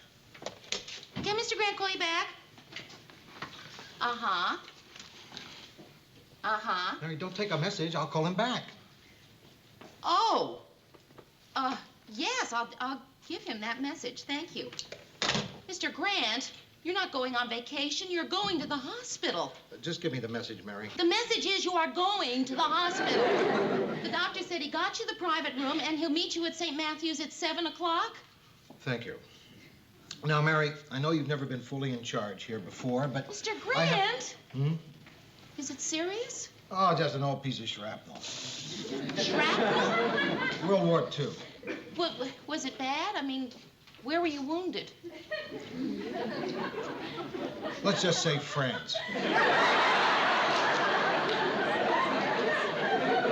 But that had to be over 30 years ago. Why do you need the operation now? I don't know. I guess it kind of shifted around, and now it's in sort of a funny place. And the doctor thinks he ought to get it out. It's really minor. Why didn't you say anything until now? Because I don't like a lot of sympathy. I don't want the cards. I don't want the flowers. I don't want the death watch. So please don't tell anyone.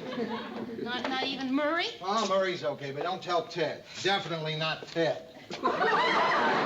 Definitely not Ted what? Oh, well, we were just discussing the budget problems, and I was asking Mr. Grant whose salary we could cut. And he said definitely not Ted? Thanks, Lou. All right. What's going on? I got an announcement to make. All right, everybody. Just a brief announcement. I am leaving today on a week's vacation. While I'm away, Mary will be producing the show. Now, I have complete confidence in her. I want you to treat her just like you treat me, with respect, trust, and a certain amount of fear. See you guys in a week. Mr. Grant, Huh? take care, and listen, everything's going to be all right. Right. Have a nice time, Lou. Thanks, Murray. Where you going, Louis? St. Matthew's. That's a great place. I hear the beaches there are terrific. Don't forget to send me a postcard. All right. Newsroom. Oh, we'll have to talk to the producer about that. Hold on just a minute.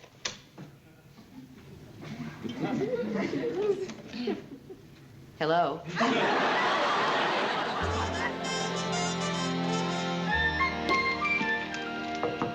Hi, Mr. Grant. Hi, Mary. Listen, I want to apologize for the flowers. I mean, I know you hate this kind of thing. Yeah, I do. Well, it's a hospital, and coming in empty-handed just, I don't know, it seemed wrong. That's okay. Forget it. What do you got in there? A chocolate malt. I tell you, the last time I was in the hospital, all I could think about day and night was a chocolate malt. You see, Mary, that's the difference between you and me. Since I've been in this hospital, I haven't once thought about a chocolate milk. How are things at the station? Oh, fine, fine. There is one thing, though. I did as you asked. I mean, I didn't tell anyone except Murray that you were coming Good. to the hospital directly. What do you mean directly? Well, Ted overheard. Oh, Mary. He insisted on coming with me. Oh. Well, where is he then? Well, he's down the hall. He stopped to sign an autograph. Might take him a while, though. He was still explaining who he is.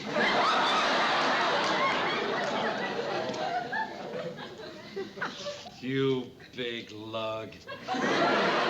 Telling everybody you're going on vacation when you're going into the hospital. Isn't this big lug something else? Didn't want to worry his old friends. How you feeling, you big lug? Suddenly worse. I thought it might cheer you up after the operation to watch the news. So, I got you one of these. Oh. Listen, Mr. Grant, I really have to be going. I have a date. I just stopped by to give you the... Thanks, Mary.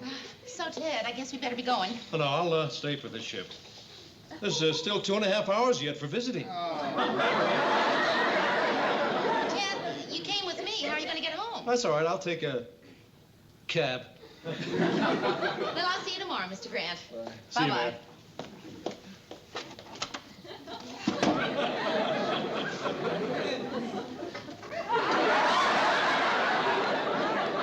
Well, what are we going to do now, Lou?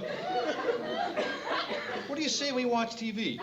Let's turn on the old tube and watch Cronkite goof up. I don't think so, Ted. What's wrong with this remote control? That's for my bed. Oh! Ted. Hey! Ted. Hey, isn't this fun? Ted.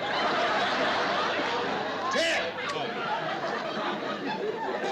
I'll tell you what, let's just sit and talk. Ted, I feel sort of tired. I'd like to be alone. Oh. Well, then you know what I ought to do? I ought to leave. That'd be nice. If you need any blood, don't worry. I checked. You and Mary have the same type.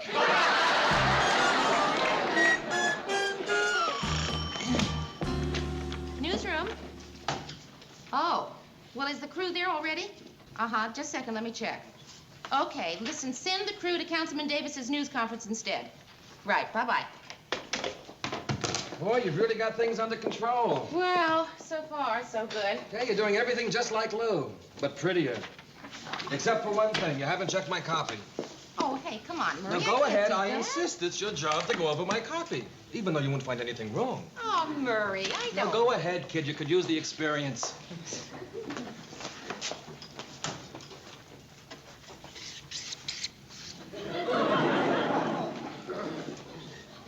What's that? Oh, just spelling. Just...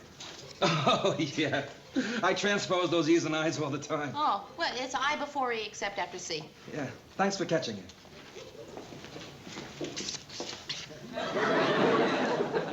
Spelling again, huh? Yeah, you spelled principal wrong.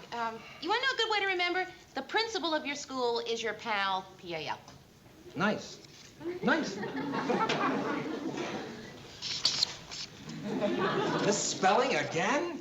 Oh, no, I don't know, it seems to me that calling a fire a raging inferno is, well, you know, used a lot. And what did you change Raging Inferno to? Fire. And that isn't used a lot? Terrific. Why didn't I think of that? Calling it a fire. F-I-R-E, fire. Did it hurt when they took that shrapnel out? Not as much as when that went in. Hi. I brought you flowers again. I'm sorry. I don't know. I don't seem to be able to help it. Hello, Mary. Hello. Hello. So, well, Lou, how's everything? Well, look, I better get going. I'm glad you're feeling okay. Thanks for coming by, Murray. Bye, Mary. Bye, Murray. So how are you feeling, Mr. Grant? Pretty good. Oh, I'm glad. And I promise that's all the sympathy you're going to get out of me. No more. Good. Say, what's with you and Murray? Murray? Nothing. Everything's just fine. Fine. Is there anything I can do for you? No, you already done enough for me by not bringing me a chocolate malt. Oh. Hiya, Lou. Hiya, Mary. Lou, I was talking to some of the nurses down the hall. You're gonna live. But I do get tired easily, and I shouldn't see people for very long. Mary, maybe you'd better. How are you feeling, Mr. Grant? A little better. He's fine. He's going to be all right. We know. Mr. Grant, it's time for your shot. Oh, well, listen, I've got to be leaving anyway. I'll see you tomorrow. All right. Bye, Mary. Wait a minute. Listen, nurse. I'd rather not have that shot when there's a woman in the room. I mean you. Look, why don't you just leave that here, and I'll give it to myself later. Really, I know how. I was with the Associated Press in Detroit. I'll come back later. Oh, fine. Lou, here's a little something I picked up for you. Ted, this is great scotch. The best. Top of the Heather. Age 22 years. Top of the Heather. You know, I've always wanted a bottle of this. Who gave it to you? Nobody gave it to me. I went down to Metropolitan Liquors and asked the man for the very best scotch he had. Oh, they made a mistake. They left the price tag on. Look at that, $24. Ted, this isn't like you. You really went all out. Well, when your best friend's in pain, you can't do too much. Best friend? Yeah. I'm your best friend? Yeah, I thought you knew that, Lou. Ted, I holler at you a lot. No, you don't. Yes, I do. No, you don't. There's Ted Baxter, the newsman, and Ted Baxter, the buddy. You don't yell at me, you yell at him. Ted, let me ask you something. If I'm your best friend, who's your second best friend? Oh, I don't know, maybe Murray, Barry. It's, I don't know, it's hard to say. Well, I guess I better be running along. Ted? Yeah. Why don't you stick around and have some scotch? All right, guess I can spare a few minutes. You wanna pour? Okay. Ted, boy, you're coming down here and the scotch and all. It's really something I appreciate. Here's to a speedy recovery. Thanks.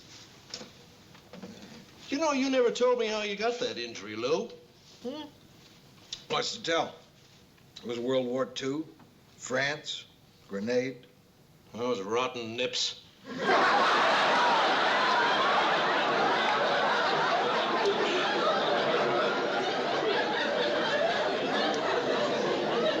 Crowds. Oh. Well, what do we do now, Lou? Say, would you like to play some cards? No, I don't feel quite up to that. No. I'll read to you. What if I read to you? Hey, this looks pretty good. The World of Health. You just relax. The World of Health. Published by Adirondack Publishing Company, 4817 North End Street, Syracuse, New York. Okay. I think you can skip that part. Okay, what do you say we skip right over to the table of contents? What sounds good to you? Tooth enamel, how to give it the brush, or the many myths about pancreatic fluids? Oh, I don't know. What was that article about tooth enamel? That sounded kind of interesting. Here it is right here. For centuries, man has known of the miraculous properties of tooth enamel. But not until recently was the evolution of these properties fully comprehended. To follow this evolution, step by step, we must begin with the tiniest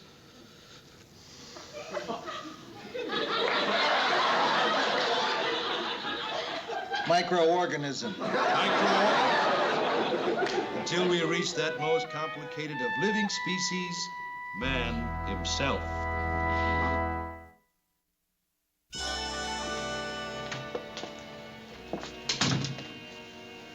Murray, I think that one of the reasons that you and I are having problems is because we're both concerned about which one of us is the boss. And Murray, it doesn't matter to me which one of us is the boss. Mm-hmm. Okay. You're upset because I've been checking your copy. Not checking, Mary. Changing. You've been arbitrarily changing everything I've written with a squeaky magic marker. Well, Murray, maybe it looks arbitrary to you, but it certainly isn't arbitrary to me. I think I know more about this than you. I have been writing copy for 17 years. You've only been checking it for 4 days. I am just trying to do what I think is right. Mr. My office. Hi. Yeah, he is. Hang on just a second. It's Marie. Thank you. Hiya, honey. What? Oh, great. Yeah, that'll be fine. Well, look, I'll stop by the store and pick up some logs, so later we can sit in front of the raging inferno. Yeah, about 7 o'clock. Bye, honey. Now, as you were saying... Okay, look, maybe unconsciously I have been a little, bossy, but Murray, honestly, it's just because I'm trying to do a good job of running this office, And part of that job is being the boss. I mean, look, you could just as easily be sitting behind that desk, and I could just as easily be sitting... You know what I mean? Sure. Aw, come on, Murray, you don't understand it all. Now, couldn't we just sit down and talk this out? Okay. Listen, I think that part of... Oh, excuse me, Mayor. I just wanted you to know I just got back from the hospital. Everything's going to be hunky-dory. Lou's checking out tomorrow. Oh, gee, that's good. Getting chewed out by the boss again, Hummer.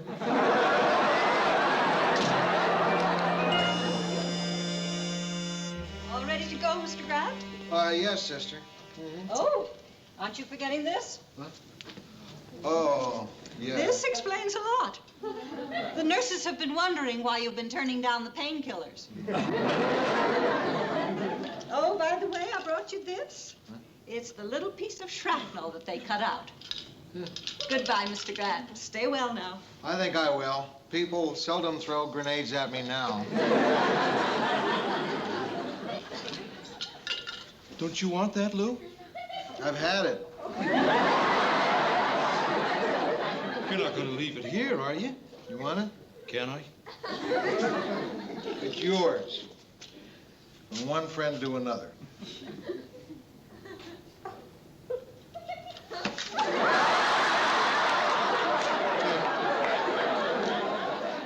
Ted, I'm not what you call a physical person.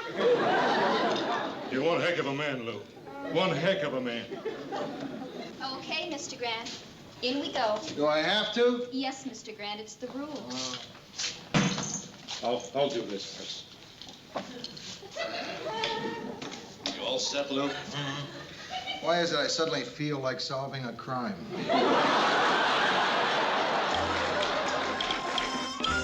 Hi, buddy. Hi, Ted. Boy, it's great to see you back where you belong.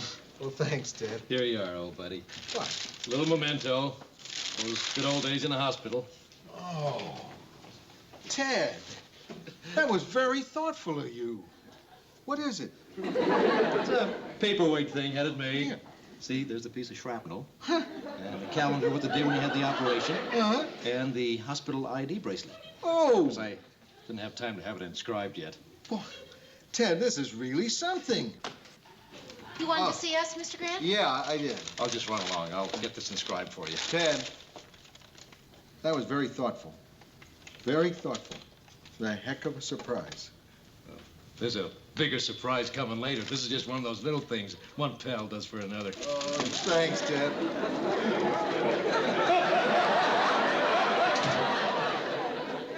He's really a terrific guy. Ted? No, really. You don't know him like I do.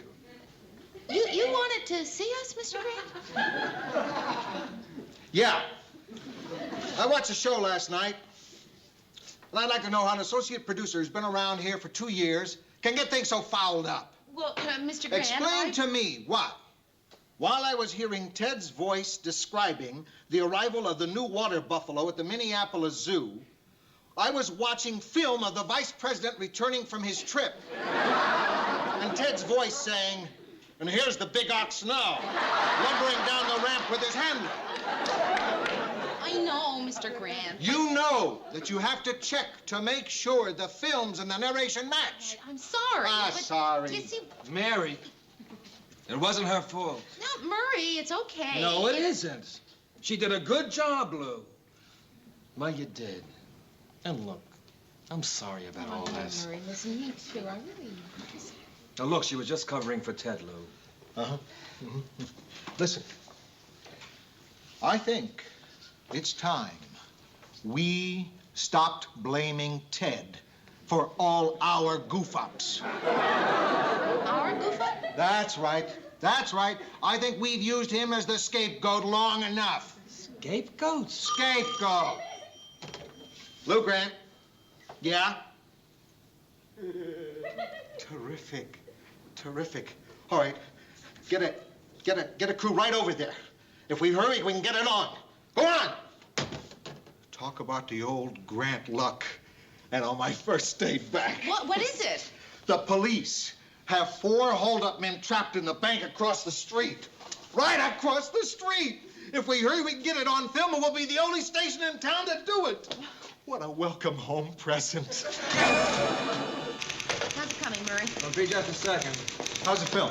The crew said they got great stuff. Sandro! Well, I hope Ted can handle that. I didn't have time to make all the words simple.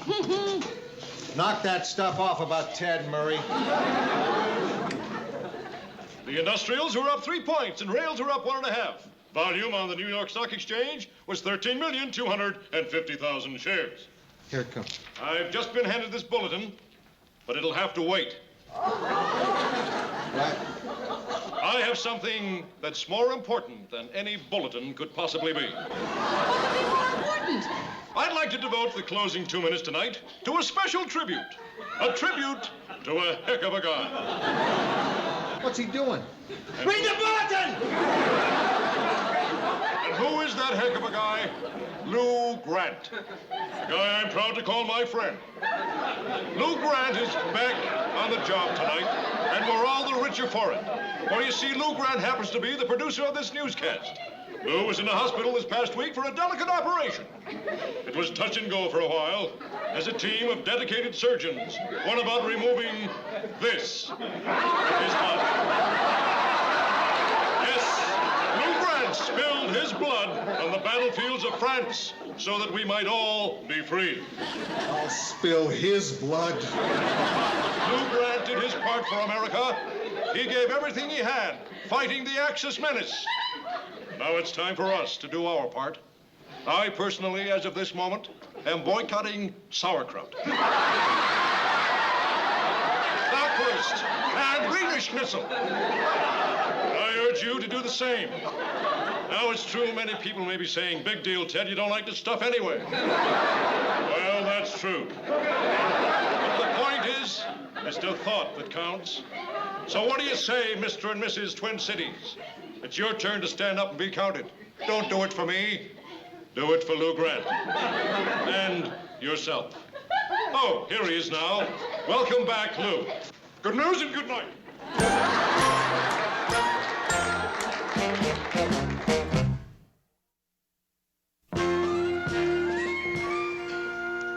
Why'd you pull me off like that, Lou? I had 30 seconds of tribute left. Ted, get in my office. Ted, get in there and stay there until I come in.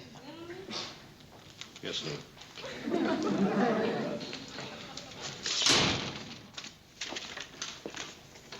I think you two better get out of here. Mr. Grant, don't you think you ought to cool off a little before you talk to Ted? Why don't you wait until morning? Mary? Good night. See you, Lou.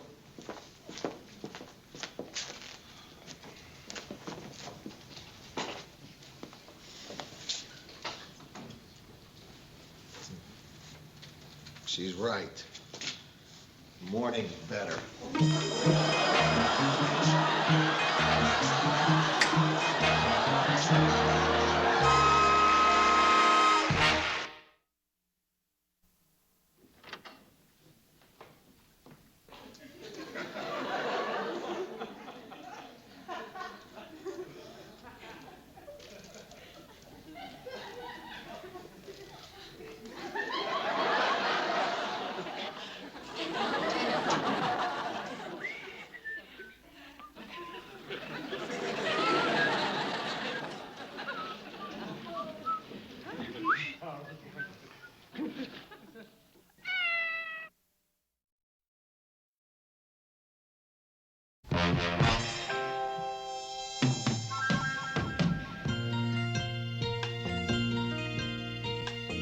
Who can turn the world on with her smile? Who can take a nothing day and suddenly make it all seem worthwhile? Well, it's you, girl, and you should know it. With each glance and every little movement you show it. Love is all around, no need to waste it. You can never tell, why don't you take it? You're gonna make it after all.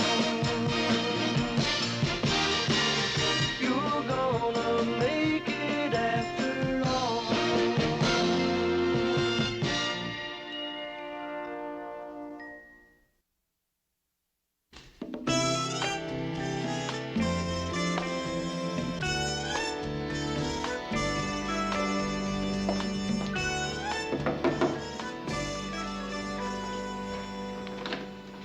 Hi, I gave your regards to Broadway. Rhoda, you're back. I tried to remember you to Herald Square, but a cop told me to move along. Yeah. Hey, come on in and tell me all about it. Oh, Mary, New York was just fantastic. Yeah? Oh, yeah, it's absolutely endless. The Philharmonic was in town. They were doing La Traviata at the Met. And imagine seeing Edward Villella dance with the New York City Ballet. Oh, wow, you did all that? And of course not. But you know it's there. See, Mary, don't you see, here in Minneapolis, when nobody asks me out, it's nothing big. But there, when nobody asks me out, I'm not being asked out to a Broadway opening. And not going to Sardi's afterwards. Right, I knew you'd understand. Would you like some coffee? Yeah, I would, kid. How are your folks? Oh, they're good. Pretty much the same old thing. Mostly we sat around the kitchen table talking over old times. Why Rhoda never married. Why Rhoda may never get married. Robert Redford, that was my topic. But generally, everything was good? Just terrific, terrific. Oh, Mary, you know that store, Bloomingdale's? Yeah, sure. Well, I was in there, and guess what?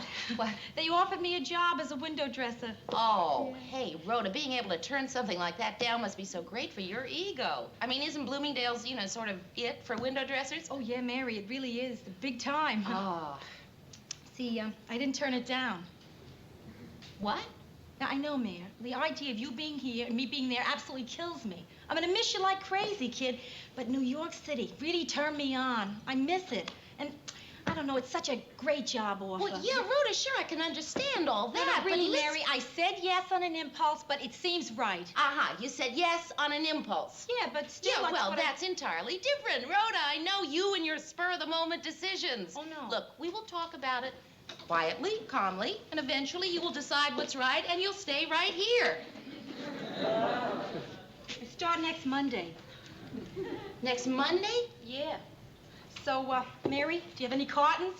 Cartons? Yeah. Oh, What are you laughing? Rhoda, come on, I know you. You're not going. Yes, I am. Not a chance. Come on, this is Rhoda Morgenstern. The same Rhoda Morgenstern who once swore she was going to lose weight by walking across the United States. That was different. This time I'm really going. But I'm not walking, I'm flying. Okay, all right. Now that we both know that you're not going, what was the question? Do I have any cartons? Yes, I will need a great deal of them for packing and such. Right. Yes, Rhoda, I have a carton carton. And every time I go to the market, I will bring home more cartons, and soon you will have dozens and dozens of cartons stacked up in your apartment, all ready and waiting for when you don't move to New York. Well, this'll hold a wiglet. I'm gonna go upstairs and unpack, so I can start packing. See you later, kid. She's not going. Hey, kid, I gave notice this morning to Phyllis on the apartment. Oh, that's terrific, Rhoda. You just keep right on doing things like that, giving notice, packing cartons. Just gonna make it more embarrassing for you when you don't go to New York and you have to undo it all. Hey, look, Mary, a whole nice empty booklet with absolutely blank pages. Can you use this? What is it? My date book. Hey, Mary, oh, I almost forgot. Can you do a favor for me? Yeah, what? Could I leave my goldfish with you? I didn't know you had a goldfish. Yeah. I named her Goldfish. Seems to fit. Yeah, I had her a couple of days now. I went out to get little Beth a present, and I went by this pet store. And there was this adorable goldfish with the cutest little gills and looking up at me with those big limpid eyes that seemed to say, "Take me home! Take me home!" What could I do, Mary, huh? Well, I thought you were going to give it to Bess. Yeah, I thought so too, but Phyllis started carrying on about how she only has rare tropical fish in her tank and would not allow a mongrel fish in there. Oh, Phyllis and her fish. But you know, Mary, it's just as well. I guess I always wanted a pet. I just didn't want to get a poodle or anything. You know how dumb people are with poodles. They talk to them like they're people. Yeah. Don't they do that, Mama? Yes, I'm doing it. Say hello to Auntie Mary, Goldfish. Come on. See those bubbles, Mary? That's Hi, Auntie Mary in Goldfish. Come on and say hello to Goldfish, Auntie Mary. No. She's just shy. So, Mary, will you do it? Will you take care of my darling Goldfish? Do I have to flush it down the toilet? I will take care of it. You'd be amazed what good company she is. She's fairly quiet, not a fussy eater, and generally amuses herself. I have no idea. Hi there, Barry Barlow. Hi. Hi there. Hi. There. I was just kind of looking around for a new bachelor pad, and Mrs. Lindstrom sent me up to look at this one. You chicks, roommates? No, this is her pad thing. Where do you live? Oh, well, I live elsewhere. Far out. Hey, this pad is really something. I think I could really get it together here, if you know what I mean. Hey, that Mrs. Lindstrom, she's not going to give me a hard time about entertaining chicks up here, is she? Oh, well... Last place I lived, I was going out with 3 different chicks all at the same time. Airline stewardesses on different shifts, if you can dig that. Sure. Barry, this is fascinating, but I have a great deal of packing to do, so if you don't mind... Go right ahead and pack. Yeah, this place is really okay. No, it's only 5 minutes from the store. I'm in shoes. Discount shoes. Of course, for new neighbors, I can always discount the discount. Oh, well, that's very nice of you, but I don't think Name of the that, game. I can put you into a pair of Italian boots, new slim heel, for, say, $11.99. Huh. What are you, about a 7A? B. Right. Anyway, after I move in, we can talk about it over a little martini. Gee, Barry, I really, I don't think so. Why not? Well, because I'm, You're what? getting married tomorrow. Right, tomorrow. And I'm really so busy. Lots to do. Oh, right. Yeah, we still have a lot of tin cans to tie to her bumper. Right. Well, let me know if the old wedding falls through. Will do. Ciao. Oh, Rhoda. You see what you'd lead me to, Mr. Hi there, Barry Barlow. I know, kid, I know. Well, I'm finally starting to make a dent in it. I'll be right back. I have to get some cartons from the hall. I've got to start shipping everything to New York tomorrow. Rhoda, hey, would you please stop saying that you're going to New York? Just as a favor to me? Because you're not going. You're staying right here. Isn't she, Goldfish? Nod twice for yes.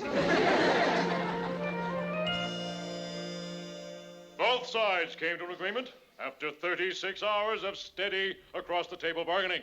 Afterwards, negotiators said that the new contract would be like a breath of fresh air. It's like a breath of fresh air. I can't take much more of this, Mary. Well, you better bear up. There's 6 more minutes to go. And so it appears the strike will be averted. That's all the news. This is Ted Baxter saying good news, good night. Good night? What? There's 6 more minutes. The clocks are all loused up, right? No. We had to get off for an editorial, Grant, right? he just stopped. Hi, guys. Say, anybody know how many calories in lasagna? Tell you what are you doing? Get back in there! It's too late, Lou. They just brought on a public service thing. I don't understand what everybody's so upset about. Ted, you stopped 6 minutes early. You see, Ted, usually when we give somebody 30 minutes of airtime, we assume that they'll use the entire 30 minutes. It's just this tradition we have. Well, that's what all that commotion was about when I left the studio. I was wondering. People waving their arms at me, people calling my name. I just thought they liked the show. I'm sorry, Lou. It's stupid of me to make a mistake like that. Me, of all people. Of all people? You of no people. Say, Mary, does Lou seem upset to you? Ted, you can't just stop 6 minutes early. But don't worry about it. Tomorrow I'll go 6 minutes longer. Hi, group. Hey, hi, Rhoda. Hi, Rhoda. Oh, gosh, I'm a little early, aren't I, Mayor? No, that's okay. Hey, Mer, the kid's taking me to a farewell dinner tonight. Oh, yeah, that's right. Tomorrow's the big day, the big move, huh? He's not going. Mary. Yeah, Mer, tomorrow. Well, Rhoda, in honor of the occasion, here's a little something I got you. Oh, Murray, this is so sweet. Well, I hope you like it. Mary told me you had to give up your pets, so... Oh, how darling, a little enamel goldfish. Oh, it's adorable. Aw, it looks just like goldfish.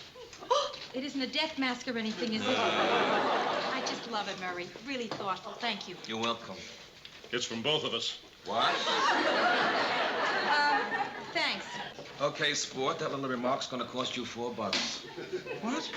$4 for that cheap little thing? Look what I got from Murray. And sort of Ted. For my going away. All right. Yeah, Lou. Yeah. So, you're leaving Minneapolis. Yeah, right. Tomorrow. Where's it you're going? Oh, I'm going to New York. I guess your parents will be sorry to see you go. Now, Lou, my parents live in New York. I guess your parents will be happy to see you come. I'll go in on that ceramic thing she's got on. Oh, no, Lou, you don't have to do that. No, I want to, Murray. That bird thing or whatever it is. How much does that come to? Well, let's see.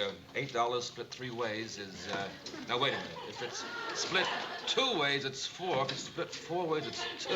Yeah. So if it's split 3 Look, ways, it's... split it 4 ways, it's simpler. I'll go in on it. You can't go in on it. You're the one who's going away. Yeah, that's right.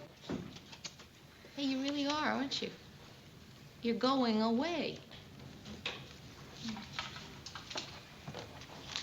Well, if Rhoda's not gonna chip in, neither am I.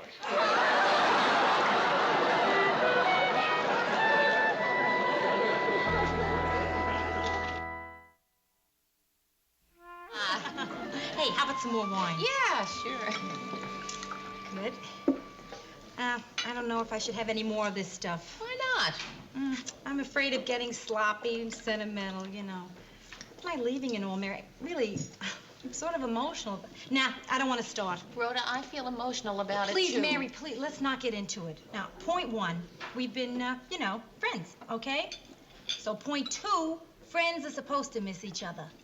Therefore, point 3, I will miss you. Okay? Right? Okay, right. Good. A modest little wine, but I think you will be amused by its presumption. An unassuming little wine, but I believe it will stain permanently if you spill it on your dress. An elegant little wine. Mary, you're the best friend I ever had.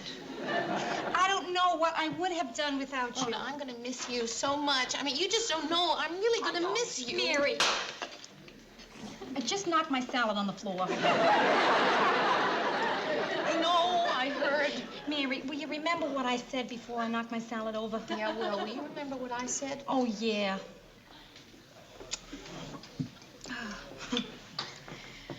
So, about your visiting me in New York. What do you think? Next weekend too soon? Yeah. Oh, Mary. You know, something's just occurring to me. Tomorrow morning, I will be leaving Minneapolis, which, strange as it sounds, is my home, where my friends are. To go to New York, where my friends aren't. Where the only two people I know anymore are my parents, which is another story entirely. Right? Yeah, I guess so, right. Also, Mary, I am leaving an apartment that I just love. It's taken me 4 years to fix up and get perfect, even though there's still a lot wrong. To go live in a smaller, more expensive apartment, which even if I find, I will have to decorate from scratch, right? Say right. Yeah, right. Mary, what you've been saying all along. I think it's true. What have I been saying all along? I'm not leaving? Rhoda, you gave up your apartment, your job, No, your please, car. Mary, do not try to talk me out of it. I'm staying. Talk you out of it, Rhoda. I think that's terrific. Oh, Mary, I'm not leaving. Well, what's the matter, kid? Huh? Well, there are 17 people hiding in my apartment. For what? For your going away party. Surprise!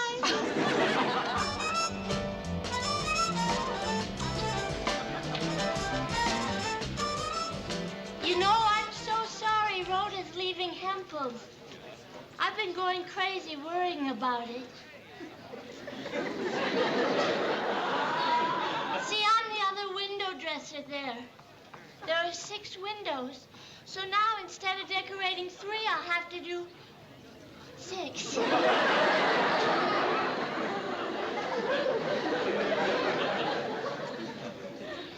And it'd be hard to dress 6, huh? Oh, yes. I'm afraid I'd run out of things to say. Hey, everybody, now, it's almost 8:30. Rhoda will be here in a minute. Now, I think we should all hide. Oh, hide. Yeah, you know, just so we can all yell surprise and like that. Hey, fella, is the crouching on or off here? I don't crouch. Let's see, where shall I hide? Oh. Oh, excuse me. You may possibly recognize me. I'm Ted Baxter. Anchorman, WJM 6 o'clock news. Oh, terrific. Are you covering this? They're here. This book, I love it. Me too. I'm not an expert or anything, but shouldn't the lights be out? Somebody get the lights. Good point. So, Rhoda, why don't you come on in and we'll have a cup of coffee?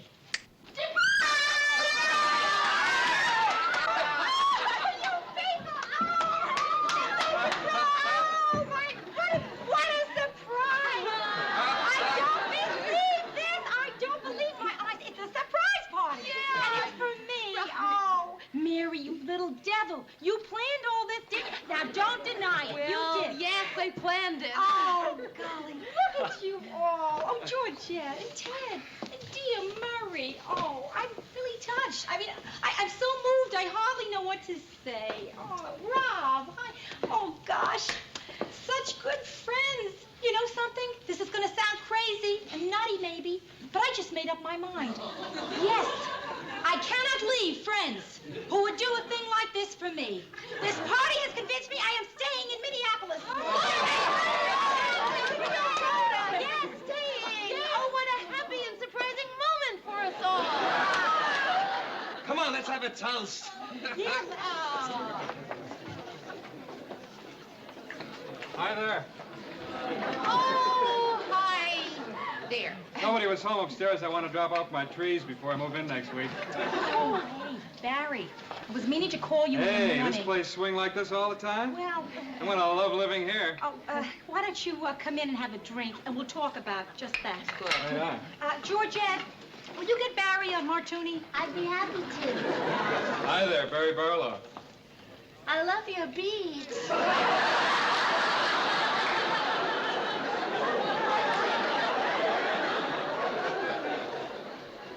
Gee, Rhoda, I'm glad you decided to stay. Oh, Murray, you are so sweet. Hey, I think it's terrific that you guys came. Glad you're staying around, Rhoda. Thanks, guys. Well, Rhoda, so you're off to New York. Right, Ted. Well, may I wish you bon voyage? You know, good voyage. Yeah. Ted, Rhoda is not going to New York. She's staying in Minneapolis. That's what she just told us. Is that what she said? And everybody knew? Look at me. The cheese stands alone. So, Mary, how's married life treating you? Oh, fine. Just fine. I thought you'd be on your honeymoon. Oh, well, we're leaving right after the party. Where's the old bridegroom? Right here. Barry Barlow, I'd like you to meet my person that you were asking about. Hi there. Whoa, how you doing?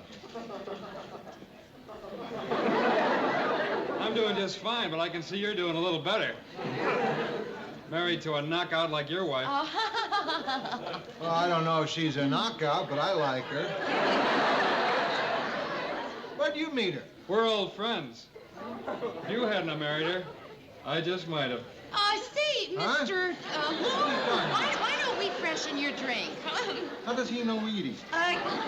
He's in shoes. Shoot? Hey, group, listen, these presents. Since I'm not going away, I hope they're all things you can use, because I'm giving every one of them back. Oh, no. Aren't you gonna open them just to see? No. I would open them, Rhoda, just to see. Okay, Georgette. So we prevent anyone from dying of curiosity. Let's open them just to see what my haul would have been. I'll read the card so everyone can hear. It's terrific he's going to read. I just love his voice. Quiet, everybody, he's going to read.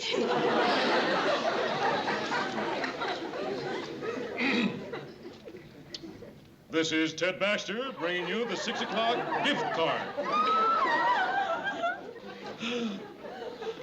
Love, Gorgeous. Love Georgette, but I love the way you say it anyway. Hey, look, everybody. Oh, Georgette, it's just gorgeous, really. Thank you. It's just what I would have wanted. You keep it as a memento, Rhoda. Oh, okay. Here, read another one, Mr. Baxter. Oh, this is a good one. For those of you who can't see, I'll describe it to you. Got a little doggy coming out of a little doghouse. And I think that's a mommy and daddy dog. Ted. From Rob. Oh, yeah, that's from me. I hope you like it. Terrific. A date book. Too bad it's not filled. Oh, no, no. Ted, no, Ted, that card's for me, and I really wish... Everybody else is having their card read, Mary. Well, it's... Dear Rhoda, what do you get for your best friend at a time like this? I went out and bought 3 different things and took them all back. Just doesn't make any sense to buy some dumb gift that can never convey what you really feel, love, Mary. Hey. Boy, talk about your cheapos.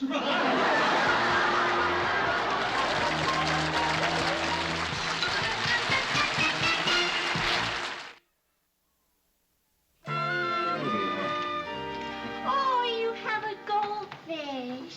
Oh, well, no, that's Rhoda's. Oh, you're so lucky, Rhoda. I've always wanted one. I'm an animal lover myself. Do you know where I could get one just like that? Well, actually, I think it would be pretty hard to find one that wasn't just like that. If you like it, Georgette, I'll give you the pick of the litter. You mean it? Promise. Oh, thank you. Bye. Bye-bye. I'll be leaving in a minute. Mary? Yes, Ted. I'll be coming in late tomorrow. Okay.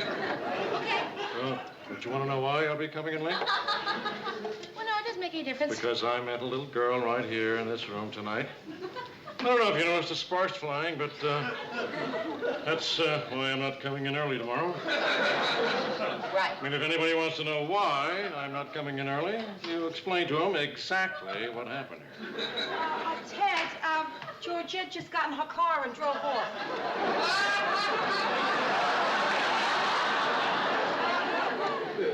I'll see you bright and early tomorrow morning.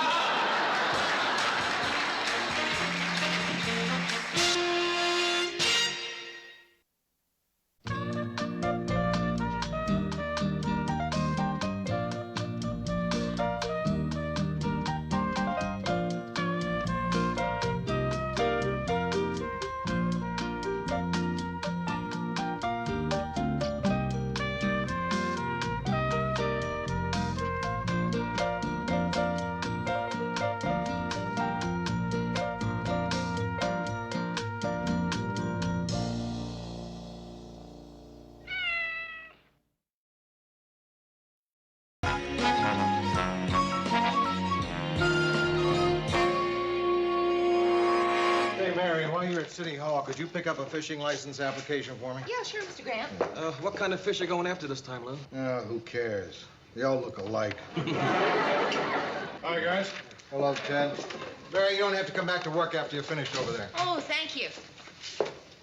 Where are you off to, Mayor? Oh, just running down to the Civic Center to go through some records. Oh, while you're there, could you pick up the new Montevani album? Ted, these are other kinds of records. I'm doing some research. Oh, well, in that case, forget about the Montevani. Besides, I can pick one up anyway. There's a little record store in my neighborhood. I'm there all the time. Beats buying them and taking them home, right, Ted? I'm learning a language. English? Swedish. Got a grade 12 lesson album. Why Swedish, Ted? Well, here in Minneapolis, there are a lot of people of the Swedish persuasion. I do a lot of personal appearances. Never hurts to have a second language. Ted, you don't have a first language. See you guys in the morning. Bye, Mayor. Adieu, Silonga. Let's see us, Mary.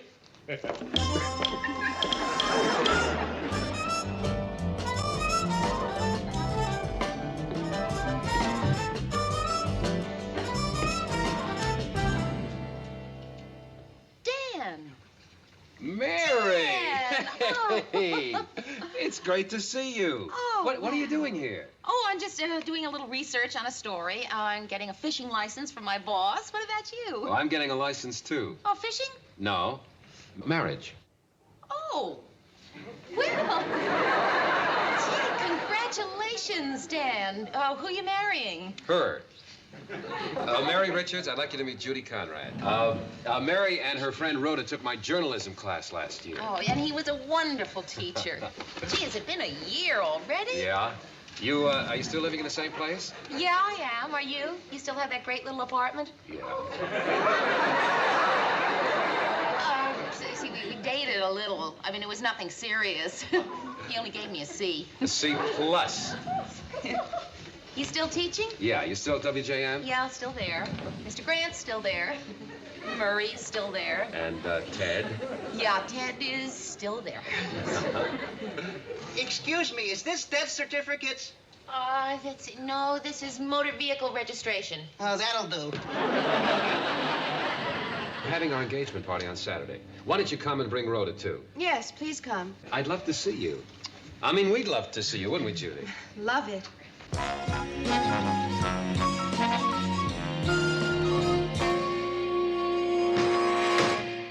Doggone this thing. Daddy, why are you putting yourself through all of this? Honey, I just don't like the idea of you being up here alone with a lock that any burglar can slip in 5 seconds. I just hate to see you getting yourself so aggravated. Dear, when you're retired, aggravation is about all the fun you have. Hello, Dr. Richards. Hey, Rhoda, how are you? Yeah, fine. Hiya, Mayor. You ready? Just a second. Good. Tell tell me, when you were a surgeon and a heart didn't quite fit, did you ever have to... All set. Good, Mayor. Hey, tell me again why we're going to an engagement party for a guy you used to go with, but who's now marrying someone else. Because he's a nice guy, a friend. He asked us, and there's no reason not to. Now tell me about her. Is she young? Yes, young. How young? I don't know, 16 or 25. Yeah, I blur in there, too. They seem like a very nice couple. Well, I'd say it's a very insecure relationship. Mary, girls who need big engagement parties are very insecure. I ought to know.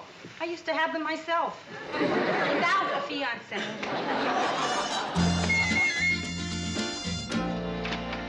Hello, is this the Conrad house? Yes, won't you come in? Thank you. I'm Judy's father. Oh, hello, I'm Mary Richards, and this is Rhoda Morgenstern. Hi, sir. Oh, well, you're just in time for the toast. Oh. You hear that, Mayor? We're just in time for the toast. I thought you said she wasn't going to come. No, I said she might not come. Well, she's here. Oh, hi. Hi, Mary. Hi, Rhoda. Hiya, Dan. Oh, you're looking good. Thanks. So are you. Thanks. This is another ex-pupil of mine, Rhoda Morgenstern. Is my fiancée, Judy Conrad. Hello? It's not like with Mary. I just took a course from him. Judy, it's just a joke. Okay, it's true, but it's also a joke. Your parents have a lovely home. It's just lovely. Thank you. Dan, I want you to meet Millie and Frank. They just got here. Okay, in a minute. Well, I'll be over there whenever you're finished. Well, we just stopped in to say hello. We really have to be going. Oh, no, please, don't leave. Judy's just a little nervous about the party. Now, there's some really interesting people here. Yeah, hiya, Dan. And this isn't one of them. Now, this is my best man, Jonas Slasser. What is it about you that suddenly made me want to come over and say hello? Dan, can you come here a minute, please? Hey, go ahead, Dan. I'll handle this. Excuse me. Sure. Hi, Rhoda Morgenstern. Kenneth, I'm Mary Richards. Oh, you're the one they've been fighting about. I think we put in enough of an appearance. Let's go. Oh, don't go. How can you leave now? This is so exciting. Exciting? Yeah, well, it is to me. You see, I teach paleontology. Oh, yeah, birds. No, fossils. Bones, mostly bones. That's the same thing day in and day out. Dead stuff. This is life. Do you know what I mean? Live stuff. Rhoda, I really think we ought to leave. Can I get you something to eat? Yeah, I'd really love it. Mary, let's just have a bite to eat, huh? Well, I'll be waiting for you here by the door. Rhoda, has anyone ever told you you have very nice bones? Oh, yeah? I came already assembled. Mary, you haven't got a drink. Oh. Come on. Well, Gee, it's nice to see you again. You really look terrific. Thank you. We used to have some good times, didn't we? Yes, we did. How come we stopped seeing each other? Oh, I don't know. You went your way, I went my way, and here we are. And here's Judy. hello. Dan, I told you I wanted you to meet Millie and Frank. Oh, I just did. No, that was Iris and Paul. Oh, they seemed like Millie and Frank. Well, come meet Millie and Frank. In a minute. Dan, I would like you to help me get something in the den. What do you want in the den? Just something in the den. Mary, excuse me a minute. I've got to get something in the den. You want on the rocks? No, with some water. Thanks, gentlemen. Rhoda, I think we have put in more than an appearance. Okay, Mia, we'll leave just as soon as I finish eating. Dan, I told you I didn't want her here, and now I want your friend Mary to go. Judy, this is ridiculous. The only reason I invited her is because Mary is an old friend. Who's Mary? Are you ready to go? Who's Mary? What do you say we go, Alice? I can't see why anyone would party if he wasn't still interested in her. Which one is she? Look, Judy, this doesn't seem the time to No, be it is discussing something exactly like the this. time. I want this settled now. Excuse Well, me, does somebody maybe it's here have a closer to blue being station settled than you wagon? It's realize. parked in front of my car, and I can't. Well, it Do you means have that a maybe blue we made a big station mistake. wagon? Dan, where are you Excuse going? me, I think we do you should have deal with this. do you have a You deal blue with it. station wagon? It's parked.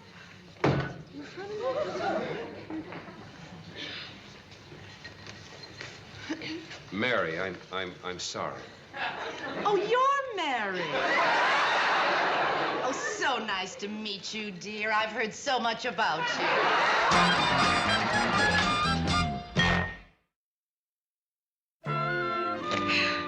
You know, it's really nice spending an evening at home for a change. Yeah, it must be really great not to have to worry. Where is Dan taking me tonight? To the theater? To the movies? To a cozy little French restaurant? That sort of stuff can drive a person crazy. It's not having dinner in a French restaurant that bothers me. It's having dinner with his parents. You've had dinner with his parents already? Yeah, 4 times in the last 3 weeks. Had to keep going back till you finished the roast, right? You know where Dan is tonight? This is the first night this week that Dan and I haven't gone out. He is at a basketball game with my father. Well, aren't you glad they get along so well, Mare? Oh, yeah, everybody gets along just great. Dan and Dad are the best of pals. Dan's folks love me. I love his folks. His folks love my folks. My folks love his folks. I think Dan's the greatest guy I've ever known. There's just one problem. I think he's going to ask me to marry him. What's the very least you could do after you busted up his engagement? Rhoda! I did not bust up his engagement. I know that, kid. What's wrong? Don't you love him? Yeah, I do. Maybe. I don't know. I need time. Well, the guy obviously loves you, Mare. Well, he's said so a couple of times, but, you know, he must have said so to Judy. And he couldn't have loved her that much. I don't know. I think he's just in a mood to get married, you know? And, well, if he is, I don't want to encourage him because I'm not. I mean, not right now, anyway. I don't think. But I might. You know? Who knows? I know. You do? Sure. You do, but you don't, but you might, right? Right. Oh, I have to meet Jonas in half an hour. Where are you going? He's taking me to dinner tonight. Well, that ought to be fun. Well, Mary, going to dinner with a paleontologist can get very embarrassing. Last restaurant we were in, he started reconstructing the bones of his duck.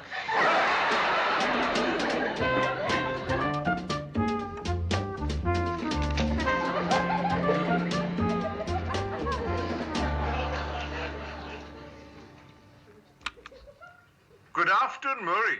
Hi, Ted. You're hungry. Jag skulle vilja ha ett bord för 2. För jag ber om nottan. Jag skulle vilja klippning. Nej tack, inget Harvarden. Darn batteries. Yours or its? If you can move your lips to a type of Walter Cronkite, you just might have something. Where is she? Mary, you only have 1 hour for lunch. I know, Mr. Grant, and I'm sorry. But if you need 2 hours, that's okay. Hi, Dan. Hi, Lou. Hi, fellas. Hi. Hi, Tom. How you doing? I'm terrific. Yeah, I can see that. Say, I've been meaning to ask you, when are you going to come by and lecture to my class again? Sorry, Dan, I can't. Why not? Well, because the reason is, I hate that stuff. I'll speak to your class. You teach at the university, right? That's right, television journalism. I'd be glad to do it. How much does it pay? Well, all of our guest lecturers work for nothing. Oh. Oh, it's wonderful, isn't it? So many people are willing to give of their time.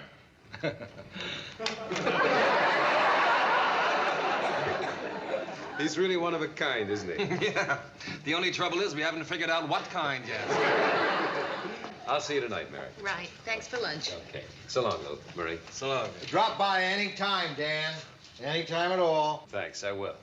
Bye.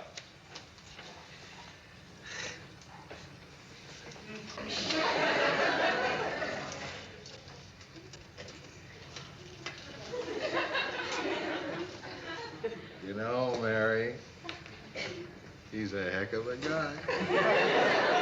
Yeah, he really is. You don't find guys like that every day. Look, I know that he's a nice guy. I just don't need to be told all the time, okay?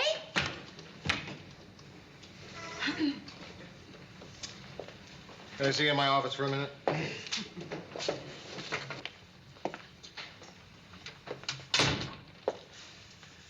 You want to talk about it? Not really. Too personal? Yeah. Sometimes we've talked about things that were kind of personal to me, and it helped. I thought I could return the favor. Oh, maybe you're right. Good. Mr. Grant, it's just that everybody seems to think that Dan is a great guy. Yeah. I mean, you do, Yeah. Murray does, my mother does, my father does. Everybody does think that Dan is a great guy. And I think that he's going to ask me to marry him. But I don't know if I want to.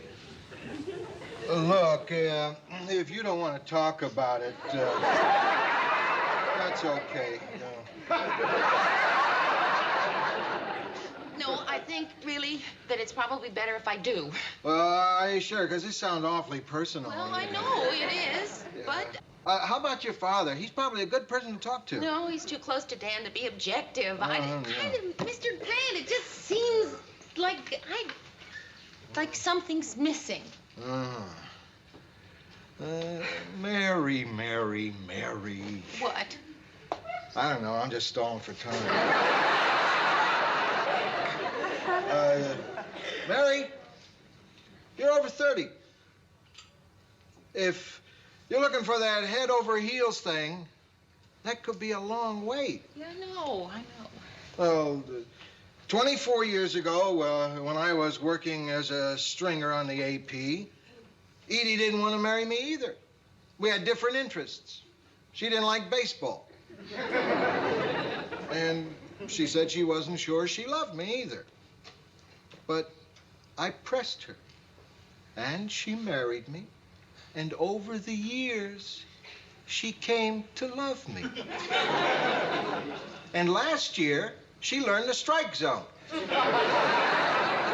Anyway, all I'm trying to say is, head over heels may never happen.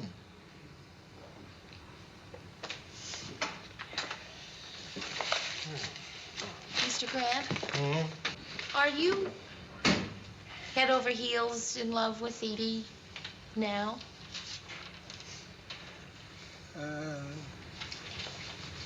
Kinda. Thanks for our talk. Oh, yeah, anytime. See?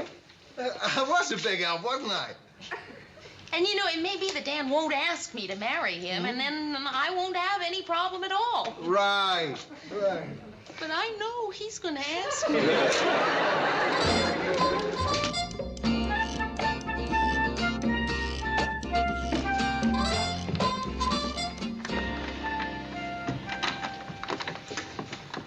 What's the matter? Doesn't want to turn. You sure you got the right key? Yeah, it's the one my father gave me for his latest lock. Let me try.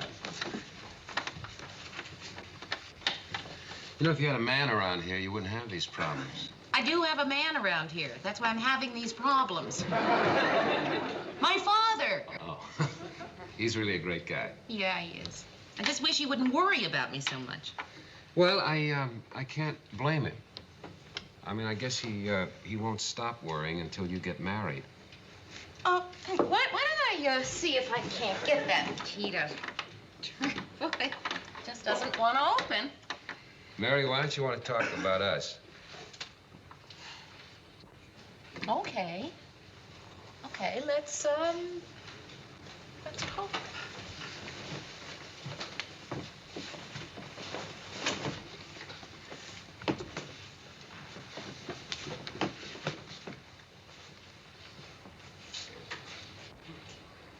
Well, I thought thought you'd start. Well, let's see. How do you open up a subject like this? You want to get married? Boy, that really opens it right up, doesn't it? Well? Dan, I know what I'm going to say may sound a little, negative, but, no.